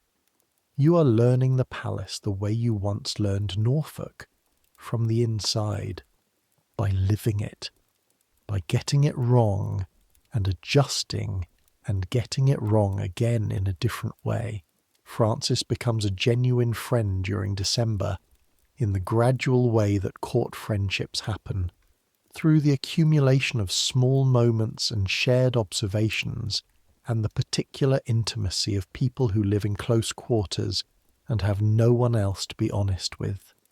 The friendship is measured in small gestures. Francis who saves you the seat by the fire. Francis who corrects your embroidery technique without humiliating you about it. Francis who, when Lady Russell says something cutting about your dress, the grey one, the one that is perfectly adequate but not in the current court fashion, catches your eye afterward with an expression that says, "Yes, she is like that. No, it doesn't matter. Lady Russell is like that." You learn to navigate around her the way you learn to navigate around a loose cobblestone, with awareness and slight practiced adjustment. The loose cobblestones at court are everywhere. People whose ambit you need to avoid, not because they are malicious exactly. Some of them are, some are simply oblivious to the effect they have, but because their attention is not something you want. You're still too new, too untested, too much in the process of becoming whatever you are going to be here to afford the wrong kind of notice. You want to be noticed by Mistress Parry, by the Queen eventually, and in the right way, by the senior ladies who could advance your position, or at least not hinder it. You do not want to be noticed by Lord So-and-so's secretary, who has made 2 different attempts to corner you in the gallery and ask whether you've heard anything interesting lately about the Queen's plans for the Christmas entertainments. You deal with these attempts with the polite vacancy of a woman who has nothing interesting to report, which is partially true, and he eventually loses interest and moves on to a different target. You also do not want to be noticed by Lady Russell, who has decided for reasons unclear to you that you are specifically irritating. She criticises your dress, which is adequate. She criticises your needlework, which has improved considerably. She makes comments about your voice, which apparently carries a Norfolk vowel she finds unrefined, in the tone of someone who grew up in a place that somehow produced better vowels. These things sting because they are meant to sting. They are small injuries precisely calibrated, not bad enough to complain about, not large enough to report to Mistress Parry. Just the consistent low friction of being in a hierarchical space with a person who has decided to use their marginal superiority as a daily exercise. "Don't let her know she's landed," Francis says one evening, after Lady Russell has made a remark about your shoes that was technically about your shoes and actually about your family's station. "I'm not sure I can always manage that," he say. "Then let her know she's landed on someone who has better things to do than bleed." Frances pulls a thread through her work. The ones like Russell are looking for a particular response. They want you flustered. They want you apologetic. They want to see that they've marked you. If you give them instead a face that says, "I've heard your observation. It is irrelevant to me. Have a pleasant afternoon," they lose interest. Eventually. You say eventually, you say. Several months, Francis agrees. I won't pretend it's faster than that. Several months. You look down at your needlework and decide to practice the face. The Christmas preparations at Whitehall build through December with a momentum that you find overwhelming in the first week, and then, gradually, fascinating. The thing is, Whitehall at Christmas is not just a palace celebrating a holiday. It is a political event. The 12 days of Christmas at court, from Christmas Day through Twelfth Night on the 6th of January, are an extended performance of royal magnificence, designed to communicate specific things about England and its Queen to everyone watching, which at court means everyone. The nobility who come to court for the season, the foreign observers who are always present in some number, the servants and lesser household who see everything and remember everything. Everything that happens over Christmas is, in some degree, a message. This is something you're beginning to understand about the court as a whole, not just the Christmas season. The gold plate on the buffets in the presence chamber is a message. The height of the ceiling in the great hall is a message. The number of candles burning in the sconces, more than you'd need purely for light, always slightly more than purely practical, is a message about the cost of maintaining this standard, about the resources behind the performance, about the kingdom that can afford to burn this many candles in this many rooms every night. The first Christmas dinner of the season, the formal great feast on Christmas Day, has been in preparation for weeks by the time you sit down to it. The smell of it reaches the corridor outside the great hall half an hour before the doors open. The compound smell of roasting meat and baking pastry and spiced wine, and the specific richness of food being produced at scale. Your stomach responds to it in the most embarrassingly basic way. A long, slow growl that you suppress by pressing your hands flat against your abdomen and thinking firmly about something else. The hall itself, when you enter, is extraordinary. You've been eating in this room for 3 months. You have eaten here 100 times, and yet tonight it is a different room. The table linen is white as snow and pressed with edges sharp enough to cut.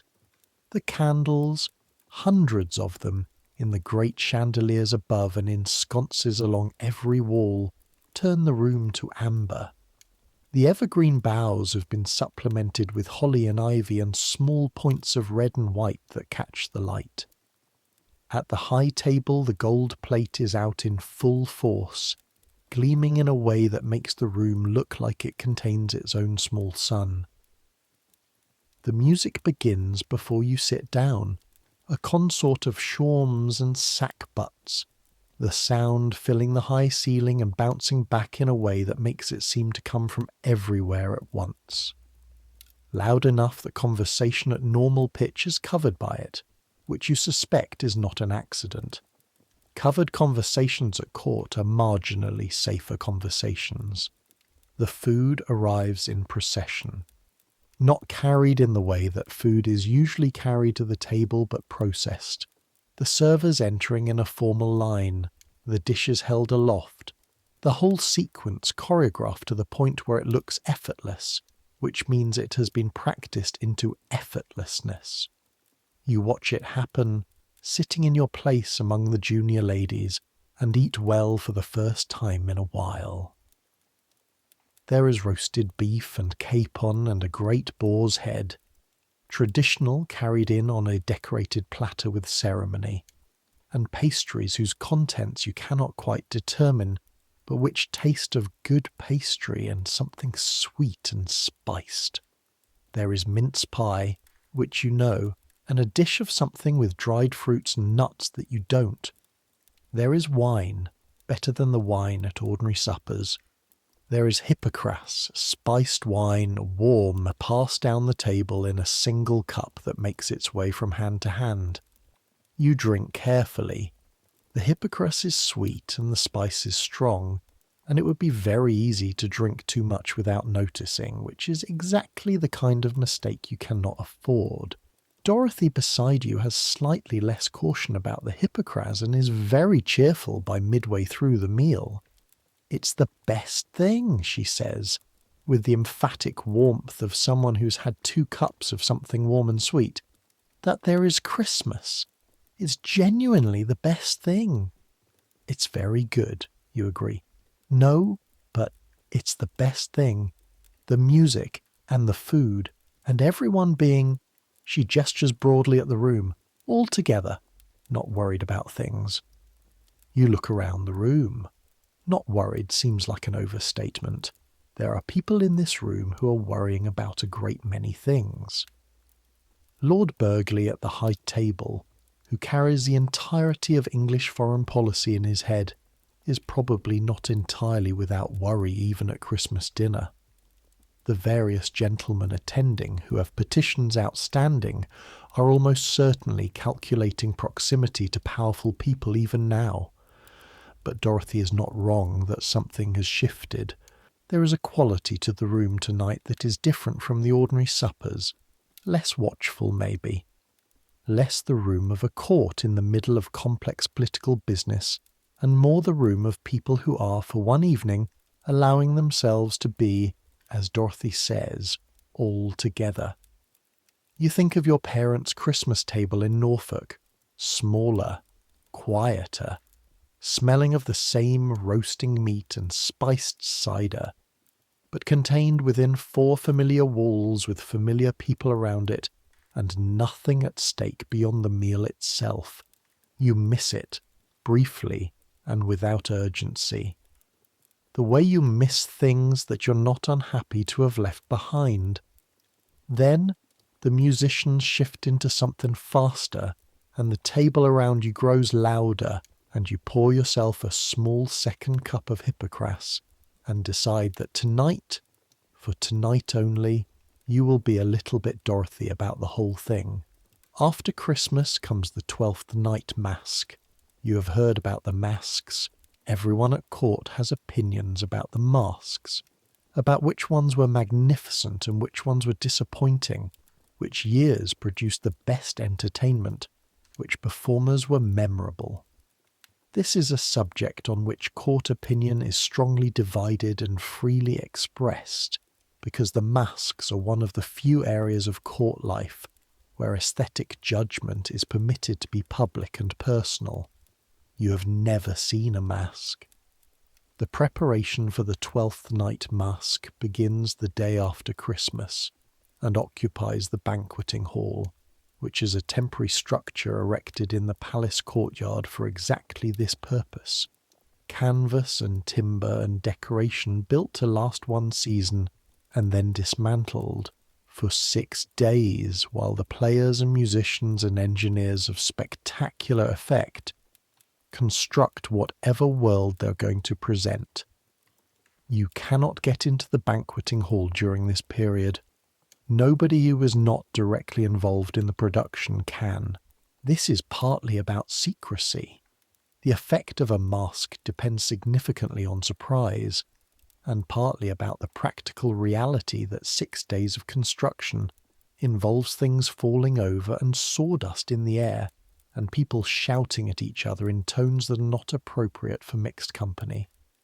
But the sounds reach you, through 2 walls and a courtyard, the hammering, the occasional shout. On the 4th day, the smell of something burning, which turns out to be an experiment with one of the fire effects that went less precisely as planned than hoped. Nobody is hurt. The banqueting hall is not, in fact, on fire. A boy has slightly singed eyebrows and will be referred to as Torch for the remainder of his time in the household, which he claims to find annoying and which everyone can see he secretly likes.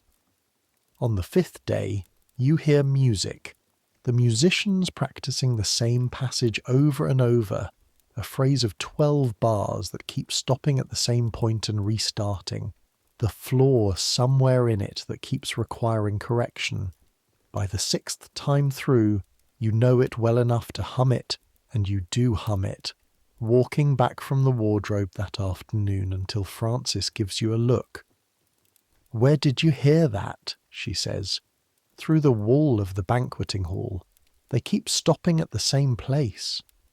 Francis looks briefly pained. They always stop at the same place. The lute player fumbles the transition every time. He's been doing it for 3 years. Last year they just cut that section entirely and rewrote around it. Maybe this year they'll manage it, you say. Every year I think that, says Francis, and every year I sit in the banqueting hall at 12th night and hear him fumble the transition and think, there it is. The 12th night masque takes place in the evening of January the 6th. The entire court is present. This is not the sort of occasion at which you can be absent, which is fine because you have no intention of being absent. You have been at court for 4 months, and you have not yet seen a masque, and you will admit to yourself privately, in the grip of something very close to excitement. The banqueting hall, when you enter it, is everything the sounds and smells of its construction promised and more. It is, and this is the only word, transformed. The timber frame and canvas walls have been covered so completely with decoration that the underlying structure is invisible. The ceiling is hung with cloth painted to look like sky, dark blue, with small gilded stars catching the candlelight and turning slowly when the air from the assembled crowd stirs them.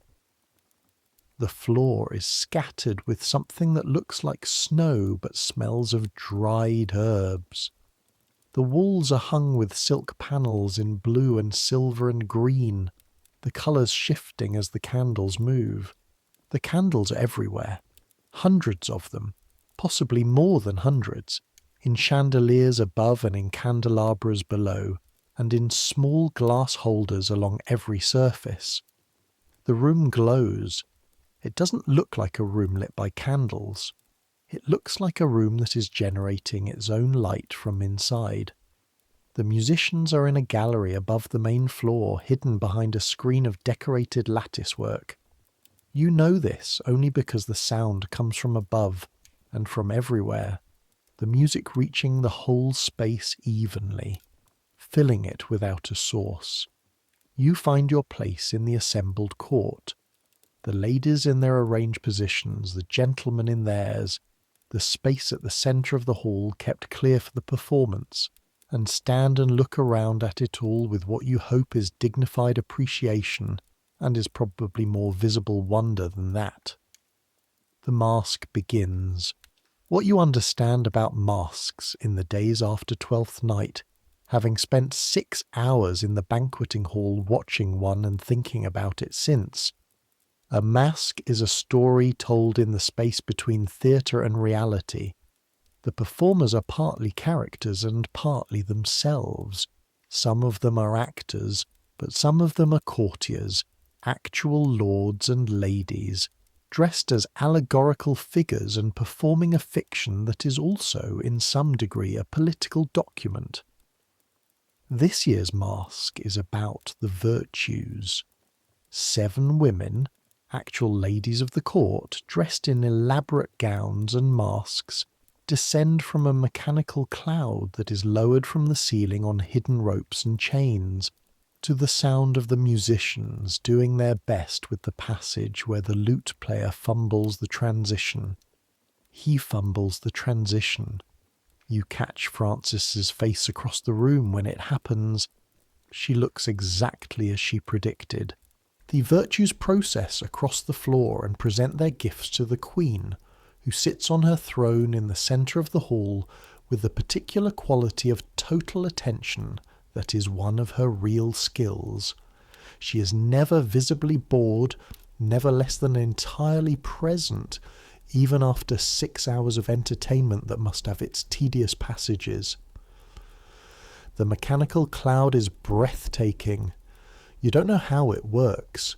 There are ropes, obviously, and weights, and the people operating them are above the ceiling and invisible, but from the floor it descends with a smoothness that reads as magic rather than engineering, and the gasps from the assembled court are genuine. The gasp is one of the real sounds of the masque. That collective intake of breath when something impossible appears to happen. You gasp with everyone else and feel no embarrassment about it. At the end of the masque, when the virtues have given their speeches and the music has reached its conclusion, and the allegorical meaning has been made clear, the Queen is justice, and her virtues are these, and England under her is thus. There is dancing. This is the other thing about masques. They end in dancing. The performers dance first with each other, in formal patterns that look improvised but are entirely rehearsed. Then the court joins in. The virtues choose partners from the assembled gentlemen. Other pairs form. The musicians shift into something looser, faster, and the banqueting hall becomes a room full of moving people and the sound of feet on the scattered herbs and the smell of warmth and effort and the particular human energy of a large group of people doing the same thing at the same time. You don't dance. You're too junior to be drawn into the dancing. You stand at the edge of the hall with Dorothy, who is also too junior, and watch. It is enough to watch. More than enough. At one point you see the Queen dancing. She's nearly 51 years old, and she is dancing with Lord Leicester, who's been her favourite for 20 years, and who moves through the court with the specific ease of someone who has the Queen's attention as a reliable fact of his life. And she is not performing dancing, she is actually dancing, with the pleasure of it on her face in a way that is different from any expression you've seen on her before. You have seen the Queen in her bedchamber, small and real. You have seen the Queen in the presence chamber, enormous and constructed. You have seen her face in a mirror, telling it the truth she doesn't tell other people. This is different from all of those. This is joy, real and unhidden. Whatever Elizabeth Tudor is, wherever the performance ends and the person begins, this, right now, is the person. She catches nobody's eye. She's just dancing. You watch until the figure of the dance takes her to the other side of the hall, and then you look somewhere else, because some things deserve not to be witnessed. January arrives cold and grey and the river freezes. Not completely, not this year, but enough that the surface near the banks goes to ice, and the centre flows dark between white edges, and the watermen who usually work the far bank crossings are confined to the larger vessels that can break through. The ice is not thick enough for a frost fair this year, just thick enough to be dangerous at the edges and beautiful from the shore. You stand at the palace windows and look at it on the mornings when there's a gap between tasks.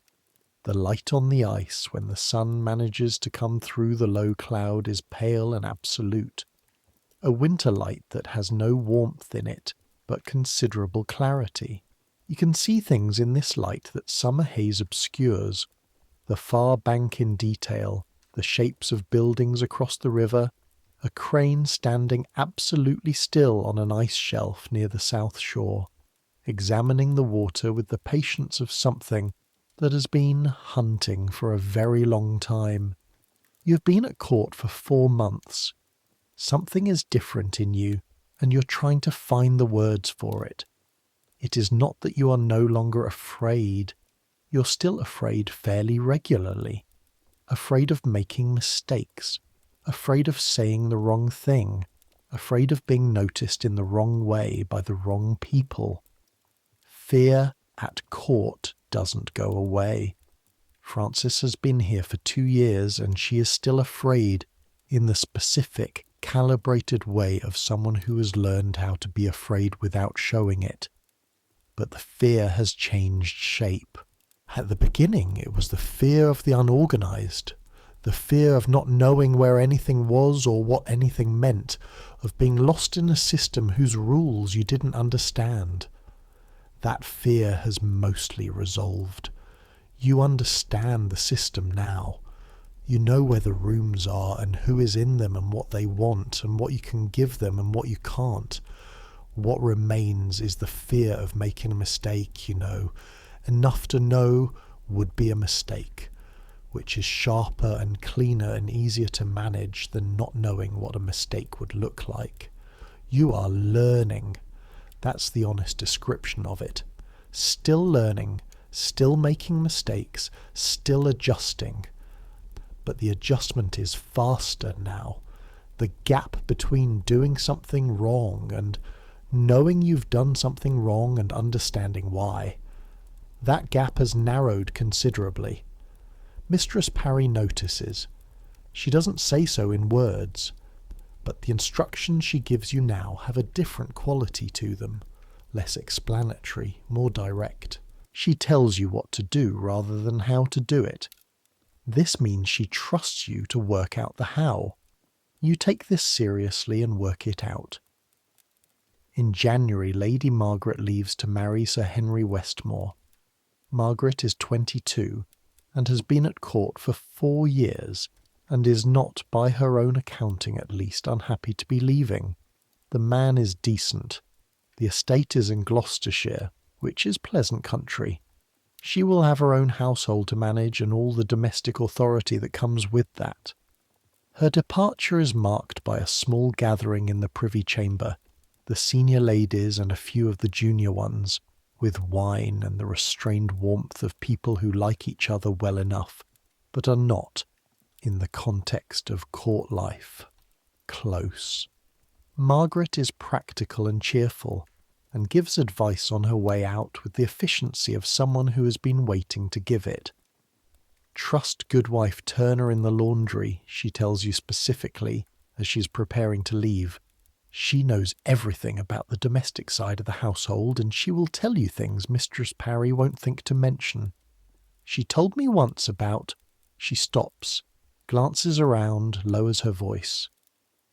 About a thing with the late Queen's jewels and a travelling musician that I'm not going to tell you now, but it's fascinating. And one day, if you get on her good side, she'll tell you the rest of it herself. How do I get on her good side, you say? Take her a piece of that spiced cake from the Christmas stores. She has a weakness for it, and nobody remembers to bring her any, because she's in the laundry, and the laundry is out of everyone's way. One piece of cake and she'll talk to you for an hour. She says her goodbyes and climbs into the carriage waiting in the lower courtyard, and the court absorbs her absence the way it absorbs everything, completely and almost immediately. You take Goodwife Turner a piece of spiced cake. She looks at it, looks at you and says, "Right, come in then."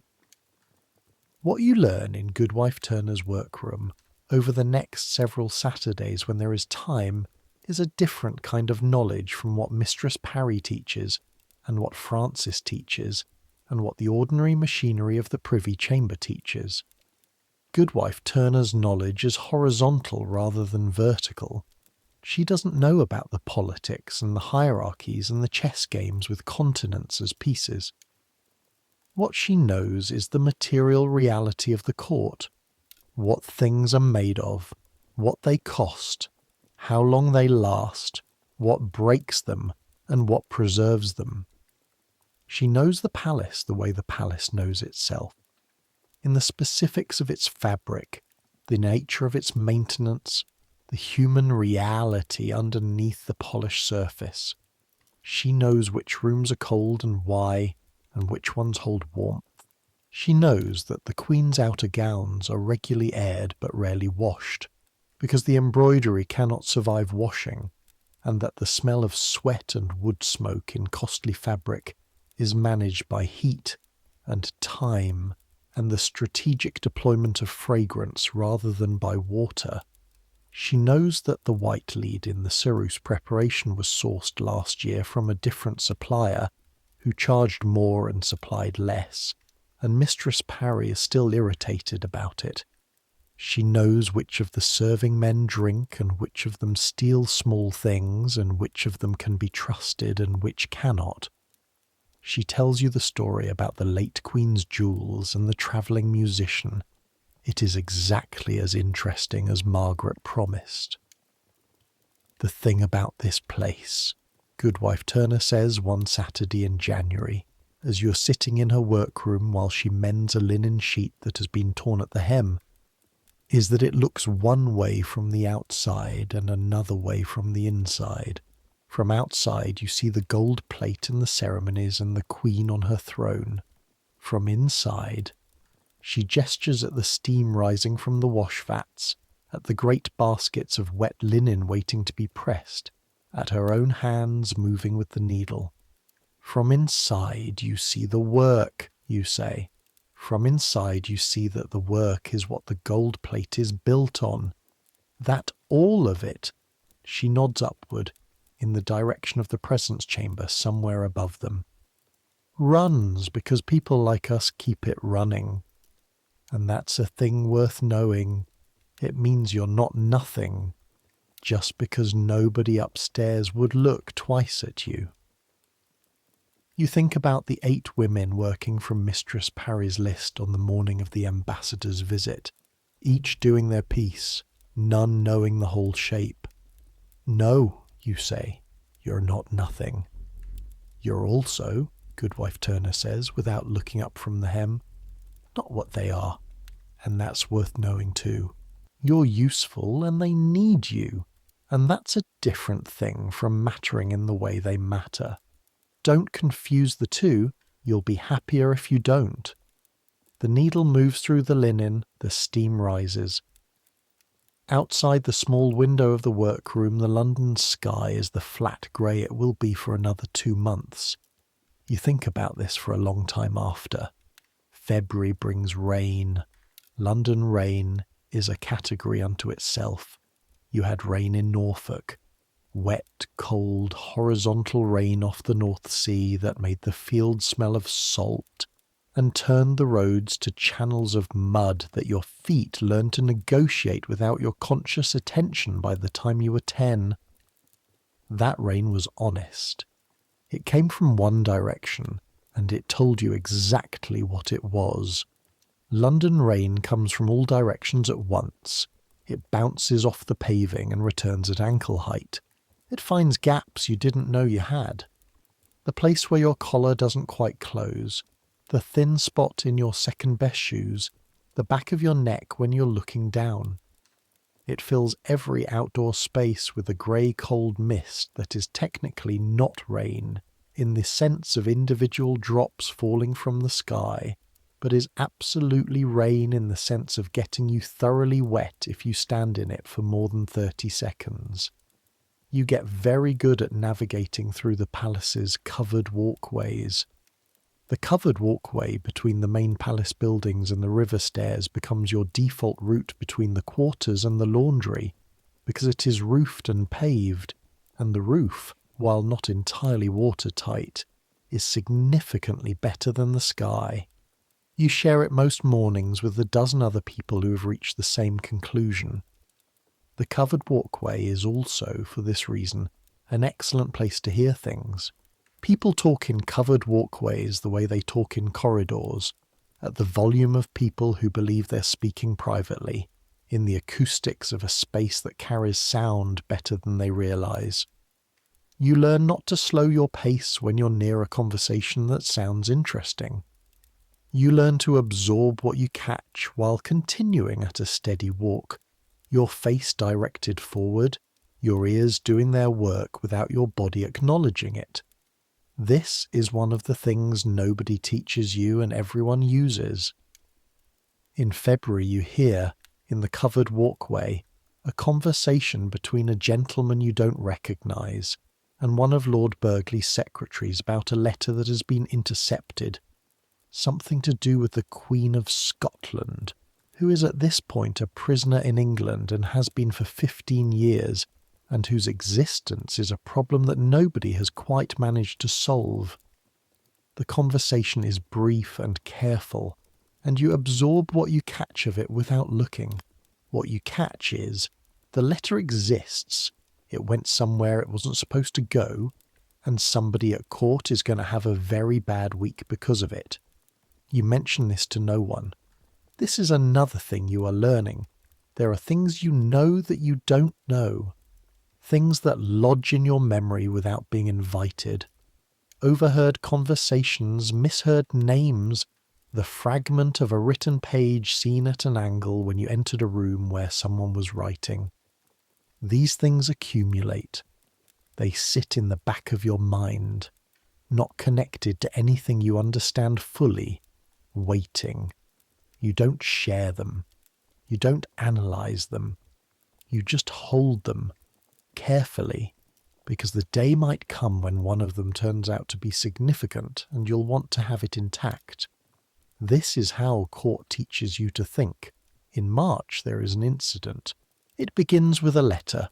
Not the same letter from the covered walkway. A different one, though you'll wonder later if they're connected, that arrives for one of the senior ladies and is somehow, through a chain of events you never fully reconstruct, placed in your keeping for the 20 minutes between its arrival and its delivery. The porter who brings it doesn't know which of the ladies he's meant to find. He gives it to you because you're there, and he needs to put it somewhere. You're holding it when Lady Russell comes around the corner. Lady Russell looks at the letter, looks at you, looks at the letter again. "What is that?" she says. "A letter for one of the ladies," you say. "Just arrived. I'm taking it to—" "Why do you have it?" There is something in her voice that is not the usual criticism. There is something in it that is sharper. "The porter didn't know who to—" "Give it to me," she says. You look at her. The letter is addressed to Lady Stafford, in a hand you don't recognise, with a seal you don't recognise. It is not addressed to Lady Russell. It is not Lady Russell's to claim. "I'll take it to Lady Stafford," you say. "The porter gave it to me to deliver." "I said give it to me." Her hand is out. She is, you notice, with a kind of distant clarity, watching your face very carefully. She is looking for something. Not authority. This isn't about authority. This is about information. She wants to know if you'll give her something that isn't yours to give, and she wants to see if you'll do it to avoid the discomfort of refusing her. You look at the letter in your hand. You look at Lady Russell. "I'll take it to Lady Stafford directly," you say, and you walk around her. She says nothing. You don't hear the sound of footsteps following you.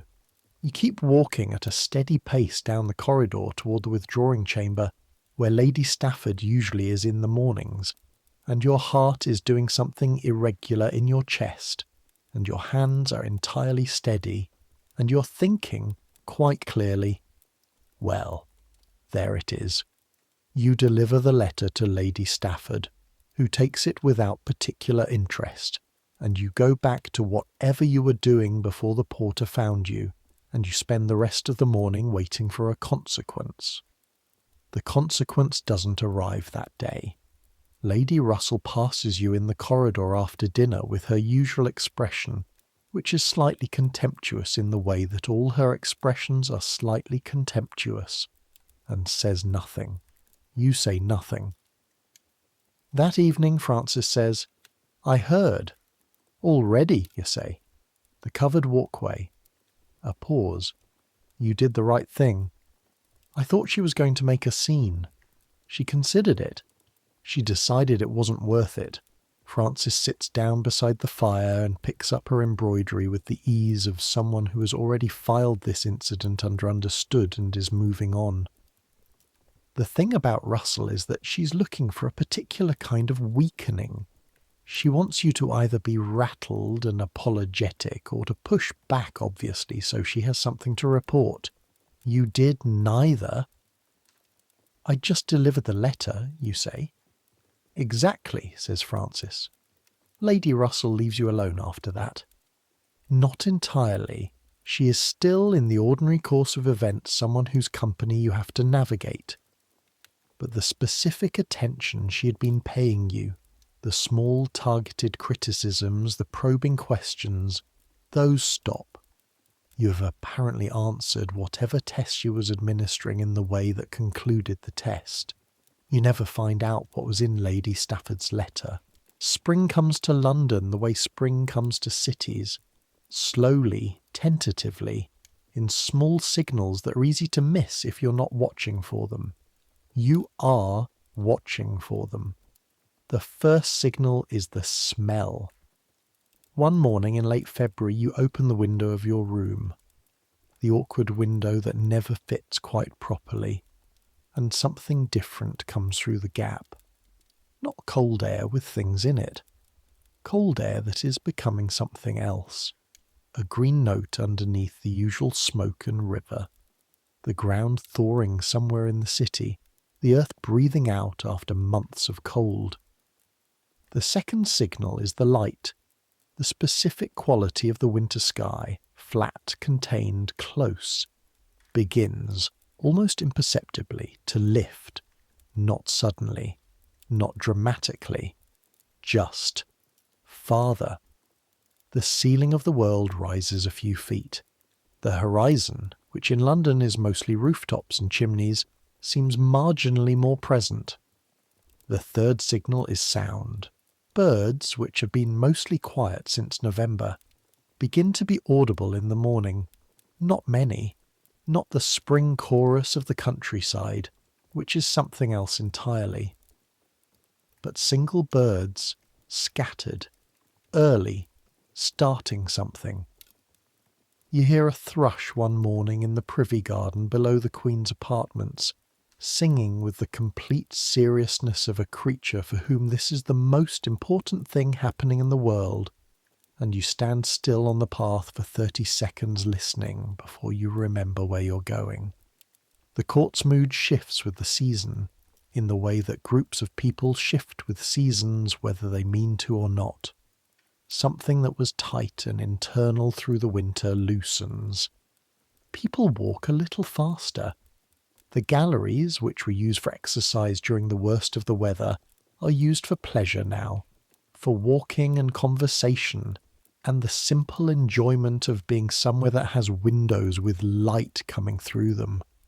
The Queen rides again. When the weather permits, she rides in the park. This is well known and much discussed because the Queen's riding is one of the public pleasures of spring at court. She rides well, very well, better than some of the gentlemen who attend her, and she rides fast, which surprises people who have only seen her as the enthroned stationary centre of the presence chamber. You see her ride once in early March, from a window in the long gallery. She's on a grey horse, moving at a collected canter across the park, and she's laughing at something. You can see it from the window, the shape of it, though you can't hear the sound from this distance. And the grey horse flicks its ears back to listen to the laugh and moves under her with the particular attentiveness of an animal that trusts its rider absolutely. The grey horse trusts her. It doesn't know she's the Queen of England. It just knows she's the person on its back, and it has decided that person is reliable. You think about this for the rest of the day, in the spaces between tasks. 5 months at court. You have a system now. The routines are part of your body. The 3 days a week in the morning attendance at the bedchamber are something you move through with practiced ease, knowing where to stand and what to hand and when to refill the basin. The afternoons in the privy chamber with the sewing and the folding and the attendance have a texture, you know. You know the corridors, you know the shortcuts through the covered ways and the back passages and the specific door in the eastern wing that sticks on the left side and needs to be lifted slightly before it will open. You know the smell of the river at high tide and low.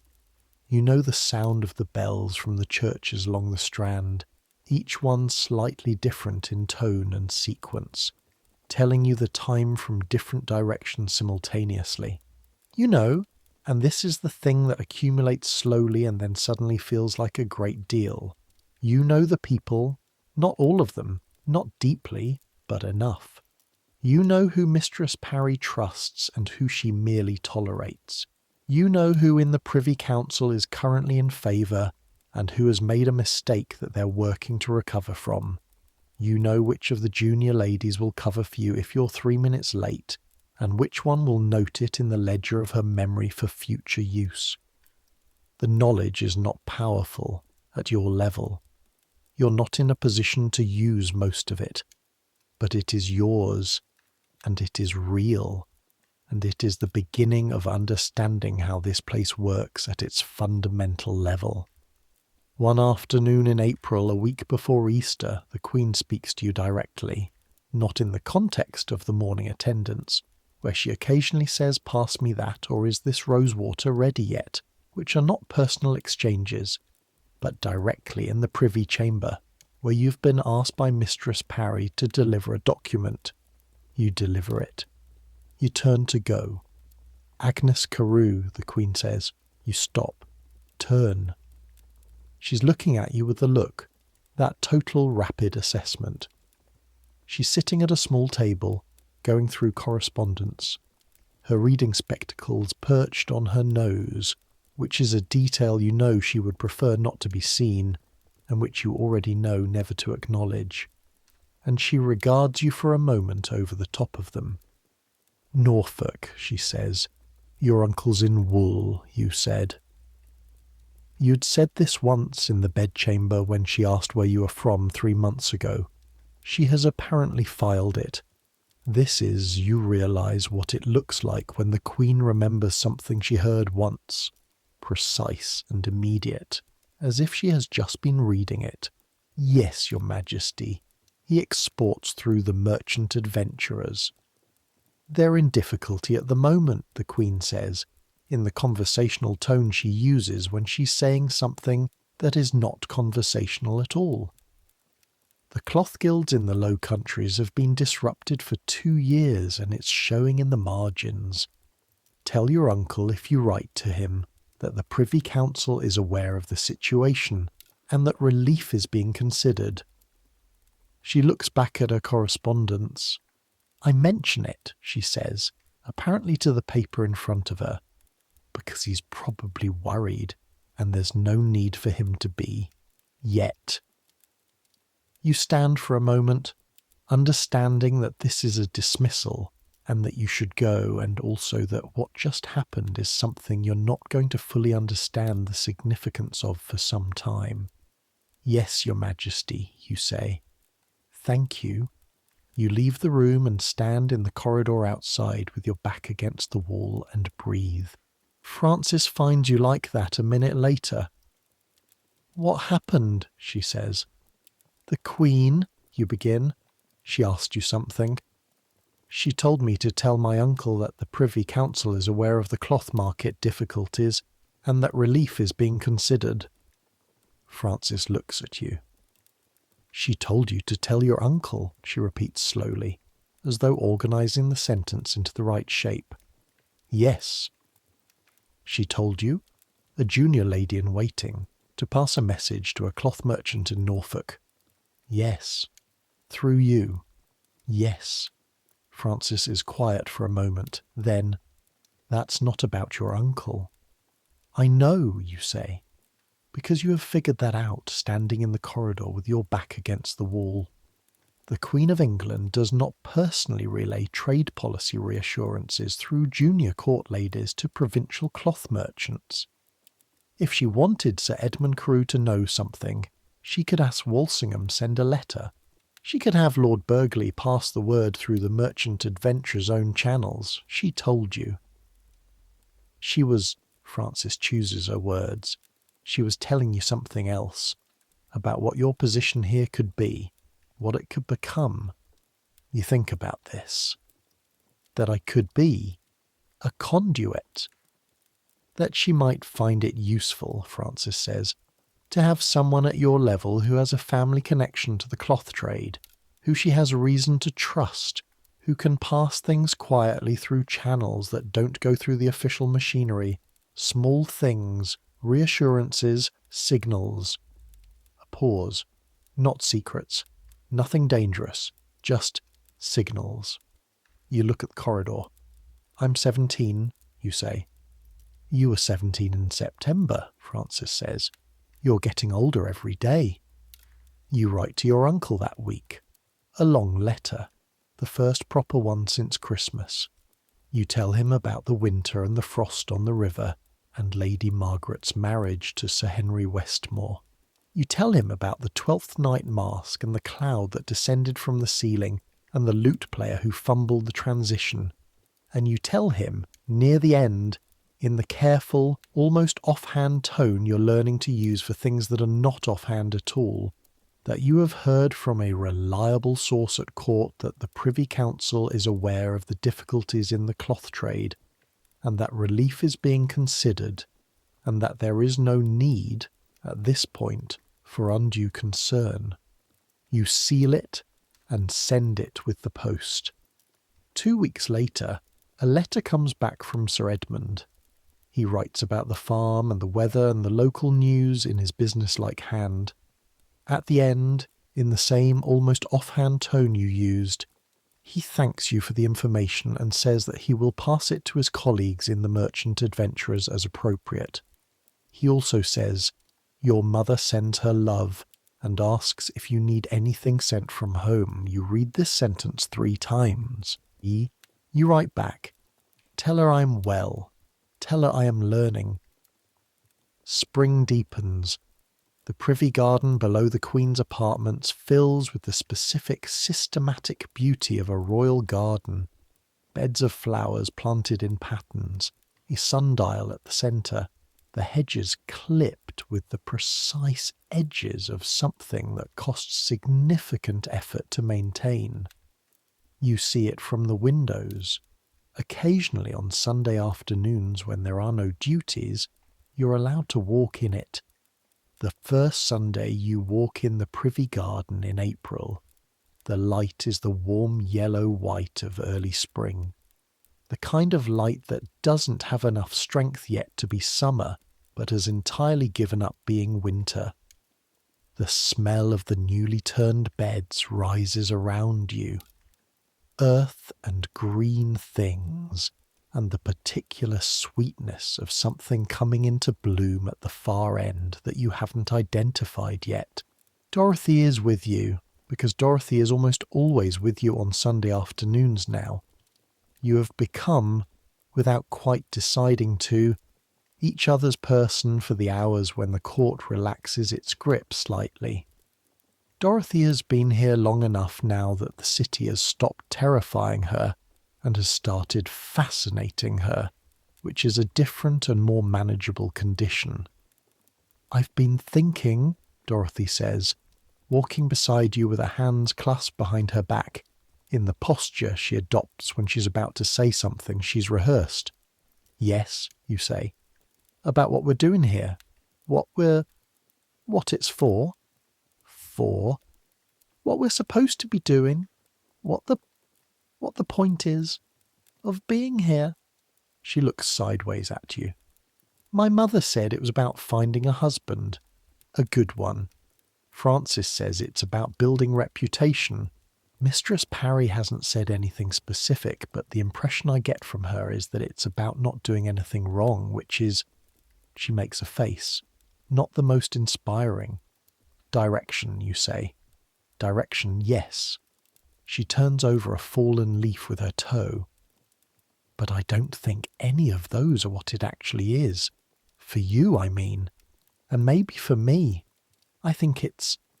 She struggles for a moment. I think it's about learning what the world is. The real world. Not the version of it that you hear about in Norfolk or in Herefordshire, her home county, but the actual version.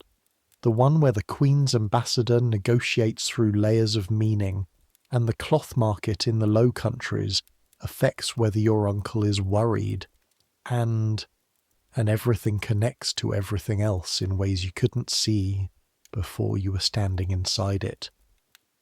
You walk for a moment in silence. The thing in bloom at the far end turns out to be a white rose. Early, the roses usually don't come until May, but here, against a warm south-facing wall, protected from the wind and catching the sun all day, one is already open. You stop and look at it. Yes, you say. That's it exactly. The summer is different from the winter in every possible way. The smells change first. The river, which in winter was cold and merely unpleasant, becomes in summer actively assertive. On hot days, and there are hot days in London, damp, airless heat that sits on the city without the cleansing wind that makes summer in Norfolk bearable. The Thames smells of everything that has gone into it for centuries, fish and sewage and the accumulated contribution of the entire city.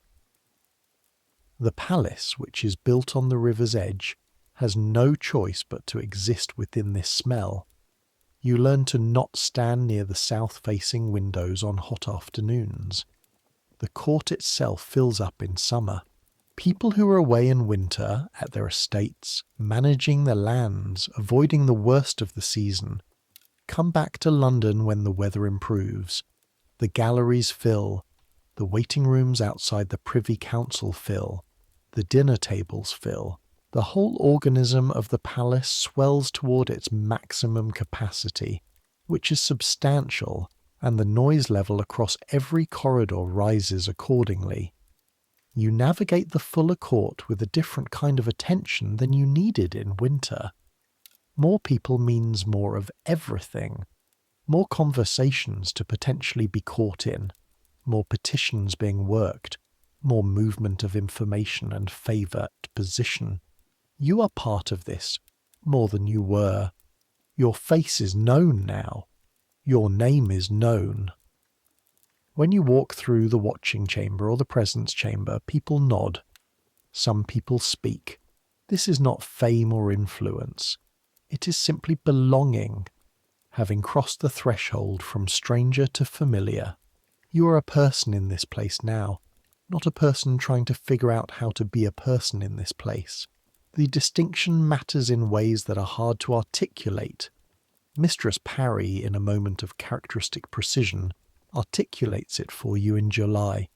You've made a small error, not serious, not the kind that gets reported or remembered, but an error, and she corrects you, and then says unprompted, "You've learned the most important thing." You look at her. "You've learned when to ask," she says. Not what to ask necessarily. You still get that wrong occasionally, but you know now when asking is appropriate. That took Lady Catherine 3 years. It took Lady Holgate 5. A pause. It took me 2. She goes back to her task without further ceremony, but the remark stays with you. You've learned when to ask, when to hold something, when to move and when to stop, when to speak and when to be furniture, the grammar of this place, the unwritten rules that are none the less precise. You are reading it now with some fluency, where in September it was an entirely foreign language. September, which is when you will have been here a year. The year turns in your mind like the sundial in the Privy Garden, marking its progress in the movement of a shadow. The months of it, the November cold, the December evergreens, the Christmas mask, January ice, February rain, March light, April garden, May roses, June heat, and now July, and the river smells fierce in the afternoon heat, and you are a different person from the one who arrived in that court robe that wasn't quite right for the current fashion, carrying a letter of introduction and a bundle of clothes and approximately nothing else. What do you have now? You have the knowledge of the palace, its rooms, its rhythms, its people and their interests and their fears. You have a place in the morning attendance 3 days in 7 that represents trust earned. You have Francis, who is a genuine friend in the careful way that court allows friendship. You have Dorothy, who has stopped being terrified and started being curious, which is better. You have the small but growing understanding of what it means to be a conduit, to be useful not just in the carrying of pictures and the handing of cloths, but in the quieter, less visible work of being someone whose presence conveys things without requiring them to be said aloud.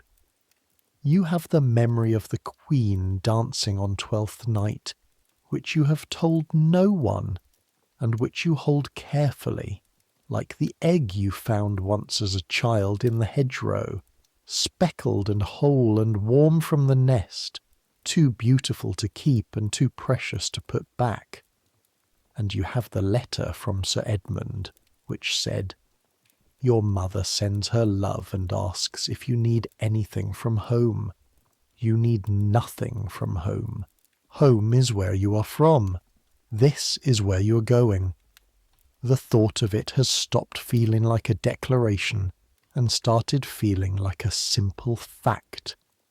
A quiet evening in late July. The heat has broken. A storm came through in the afternoon. The kind of London storm that announces itself with a sudden pressure in the air, a yellowish light, an absolute stillness before the rain, and then 30 minutes of rain that makes the streets run and the gutters overflow. And now the evening air is the clean, cool, alive air that comes after summer rain, smelling of wet stone and green things and the river running full. You sit with Frances in the window embrasure at the end of the long gallery, the same window where she came to find you after the ambassador's visit 8 months ago. The dark glass shows you both as reflections again, but the figures in the glass are different from the ones in November. Something in the posture, something in the face. "I was thinking about the ambassador," you say. Frances looks up from her embroidery. "In November," you say. "The thing you said about why today mattered, about 8 women working from the same list." "I remember," says Frances. "I think about it often," you say. "The idea that a thing can be made of small pieces and none of the pieces know the whole, and the thing still works, because Mistress Parry knows the whole and coordinates it, and everyone does their piece, and the result is," you pause, "a queen who looks like a queen," Frances says. "But actually is one," you say. "That's the thing. It's not just appearance. The performance is real. The preparation is real. She actually is what she performs." Frances puts down her embroidery for a moment. This is rare. Frances is almost never without something in her hands. "Yes," she says. "That's the heart of it. The performance isn't a lie. It's an amplification," she thinks. "You amplify something that's actually there. The gold plate isn't pretending the Queen is powerful. She is powerful. The plate is just making it visible to someone who wouldn't otherwise be able to see it." You look at the dark window. "I thought it was deception," you say. "When I first understood what we were doing in November, I thought we were constructing something false, making her seem like something she wasn't. And now I think we were making something true more visible." A pause. "But I might be wrong about that. I might just have decided to believe it because it's more comfortable." Frances picks up her embroidery again. "Both things can be true at once," she says. You sit with this for a while. Outside, the rain has stopped entirely. The street sounds rise. Horses on wet cobbles, the cry of a late vendor somewhere in the distance. A church bell marking the hour, 8 o'clock, from the nearest spire. "Do you ever think about going home?" you say. Frances is quiet for a moment. "Wiltshire," she says at last. "Sometimes. The fir trees on the North Hill. The smell of them in winter." A pause. "But I think about it the way you think about somewhere that was true once, not somewhere you'd go back to." "Yes," you say. "That's exactly it." The gallery is quiet around you. Somewhere down toward the far end, a door closes. The sound of footsteps, then nothing. "A year in September," you say. "You've done well," Frances says. Not in the way she said it in November. when it meant you've gotten through a specific test in a different way. The way you'd say, you've grown into something that makes sense. You have. You think you have. The autumn will come again. It always comes. The year turning the way it turns, indifferent to whether you're ready. And winter after it. And the court will close in again around the fires, and the negotiations between England and Spain and France and the Low Countries will continue their long, complicated arguments, and the Queen will sit on her throne and manage the chess game with the absolute command of a woman who's been doing it for 26 years. And you will be there, part of it, a small necessary piece of it. The year in September. You'll mark it quietly, not with celebration. That's not the way it's done here, but with recognition, with the private satisfaction of having arrived somewhere and found yourself, to your own mild surprise, adequate to the journey. The attic room is warm in late July. This is one of the things summer does that winter couldn't. The room, which in November was cold enough to see your breath, is now warm enough at night that the blanket is unnecessary.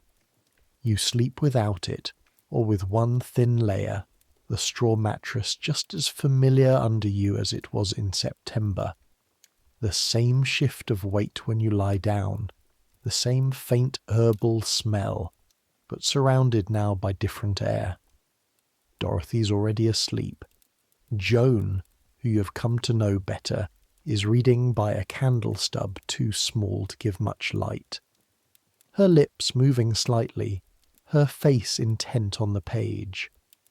The room smells of warm timber and the faint jasmine that Dorothy has started growing in a pot on the windowsill, because Dorothy is in the spring of her time at court and is making small improvements.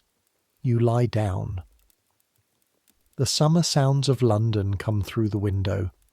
A conversation somewhere in the courtyard below, voices warm with the evening, the river, always the river, a late bird calling, you don't know which kind, something that sounds like it belongs in trees, which there are not many of this close to the palace, the city around you, 500,000 people, their lights and their fires and their lives proceeding in every direction from this window, out into the summer dark. You think about what you know of those lives, now that you've been here long enough to see some of them. The merchants at the Royal Exchange who trade in quantities that make your uncle's turnover look like a domestic arrangement. The watermen who work the river in all weather. The kitchen workers who start before dawn and stop after dark and produce, out of enormous labour and modest ingredients, the meals that this court consumes every day without thinking about where they came from. The ink-stained men in the city's printing houses, who set in type the accounts of public executions and the news from foreign ports, and the theological arguments that have been tearing the country in half for 50 years. The women who sell things from baskets in the covered markets near Cheapside, their voices part of the city's permanent noise. The boys who run messages through the streets, because messages need running and boys need work, and the city has an abundance of both. All of them living their lives in this same city. All of them part of the same vast machinery that keeps the kingdom running. You're such a small piece of it, an apprentice of another kind, learning a different trade. The candle on Joan's side of the room goes out. She's read as far as she can and folded the page over and put the book aside. The room goes dark. You close your eyes. The year turns in the back of your mind. September to September, the way a wheel turns, and you're at the top of it now. Midsummer, the longest days, the warmth that has taken months to arrive and will begin to leave before you notice it going. Next winter will come and you will know how to meet it. You will know where the fires are kept longest and which covered walkway to use on wet days, and how to manage your hands in the cold so the knuckles don't split as badly. You will know which days require what, and what each person in your orbit needs from you, and how to be in a room in such a way that you are useful without being in the way. You will know, because you are learning it, what it means to be in the machinery of a life bigger than the one you came from, and to be a necessary piece of it, however small. That is more than enough. That is everything, actually. Tomorrow will be what it will be. The court will open in the morning like a shop opening, and the business of proximity and power will proceed as it always does, and you will take your place in it, and do your work and learn a little more of what there is to learn.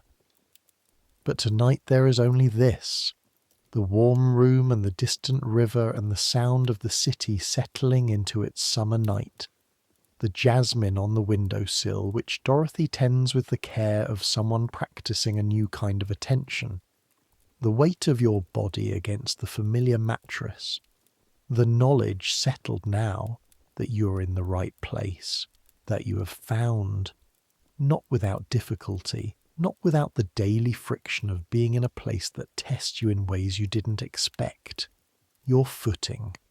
Let the day end. You were useful today. You were quiet when quiet was needed and present when presence was needed. You handed what needed to be handed and held what needed to be held. That is all. That is everything the river sounds like it sounds. Like it always sounds. Like it will sound long after everyone alive in this palace tonight has become memory, and then the kind of memory that memory forgets. But some things persist. The river persists. The need for rest at the end of a long day, that persists. You are warm enough, fed enough, safe enough. Let it go. Let the sounds soften. The river first, then the city's late voices, then the cricket somewhere in the garden that has been singing all summer without an apparent audience. Let the darkness do what darkness does, and let sleep come the way sleep comes when you are finally, genuinely ready for it, not as surrender, but as arrival. The place at the end of the day where everything you've learned and done and endured becomes simply you, resting, whole, sufficient, a girl from Norfolk, a lady of the court, one small piece of the machinery that keeps the greatest queen in the world exactly as she needs to be. You were there this morning, 8 months ago. You carried the pictures, you folded the list and put it in your sleeve. You stood by the basin with a damp cloth in your hands while the Queen of England became, through your small assistance among the assistants of many, what she needed to be. That is your history. Small, unrecorded, gone from every official account of the day. Don Bernardino de Mendoza's dispatches don't mention you. The court documents don't mention you. The historians who will one day reconstruct this period from those documents will never know you existed. But you were there, and the thing that happened, happened, and now you are here, warm enough, fed enough, safe enough. Centuries from now, someone will lie in a dark at the end of a long day in a city that will be unrecognizable and entirely familiar at once, still on its river, still turning the same wheel, and feel exactly what you feel in this moment. Nothing changes about that. Nothing changes about the warmth of a bed at the end of a long day, or the sound of a city at night, or the particular softness of a mind finally releasing its grip on the day's concerns and floating free. Some things don't change. Take that with you now. Take it all the way down. The dark is soft tonight. Let it be soft. The city breathes. You breathe. Good night.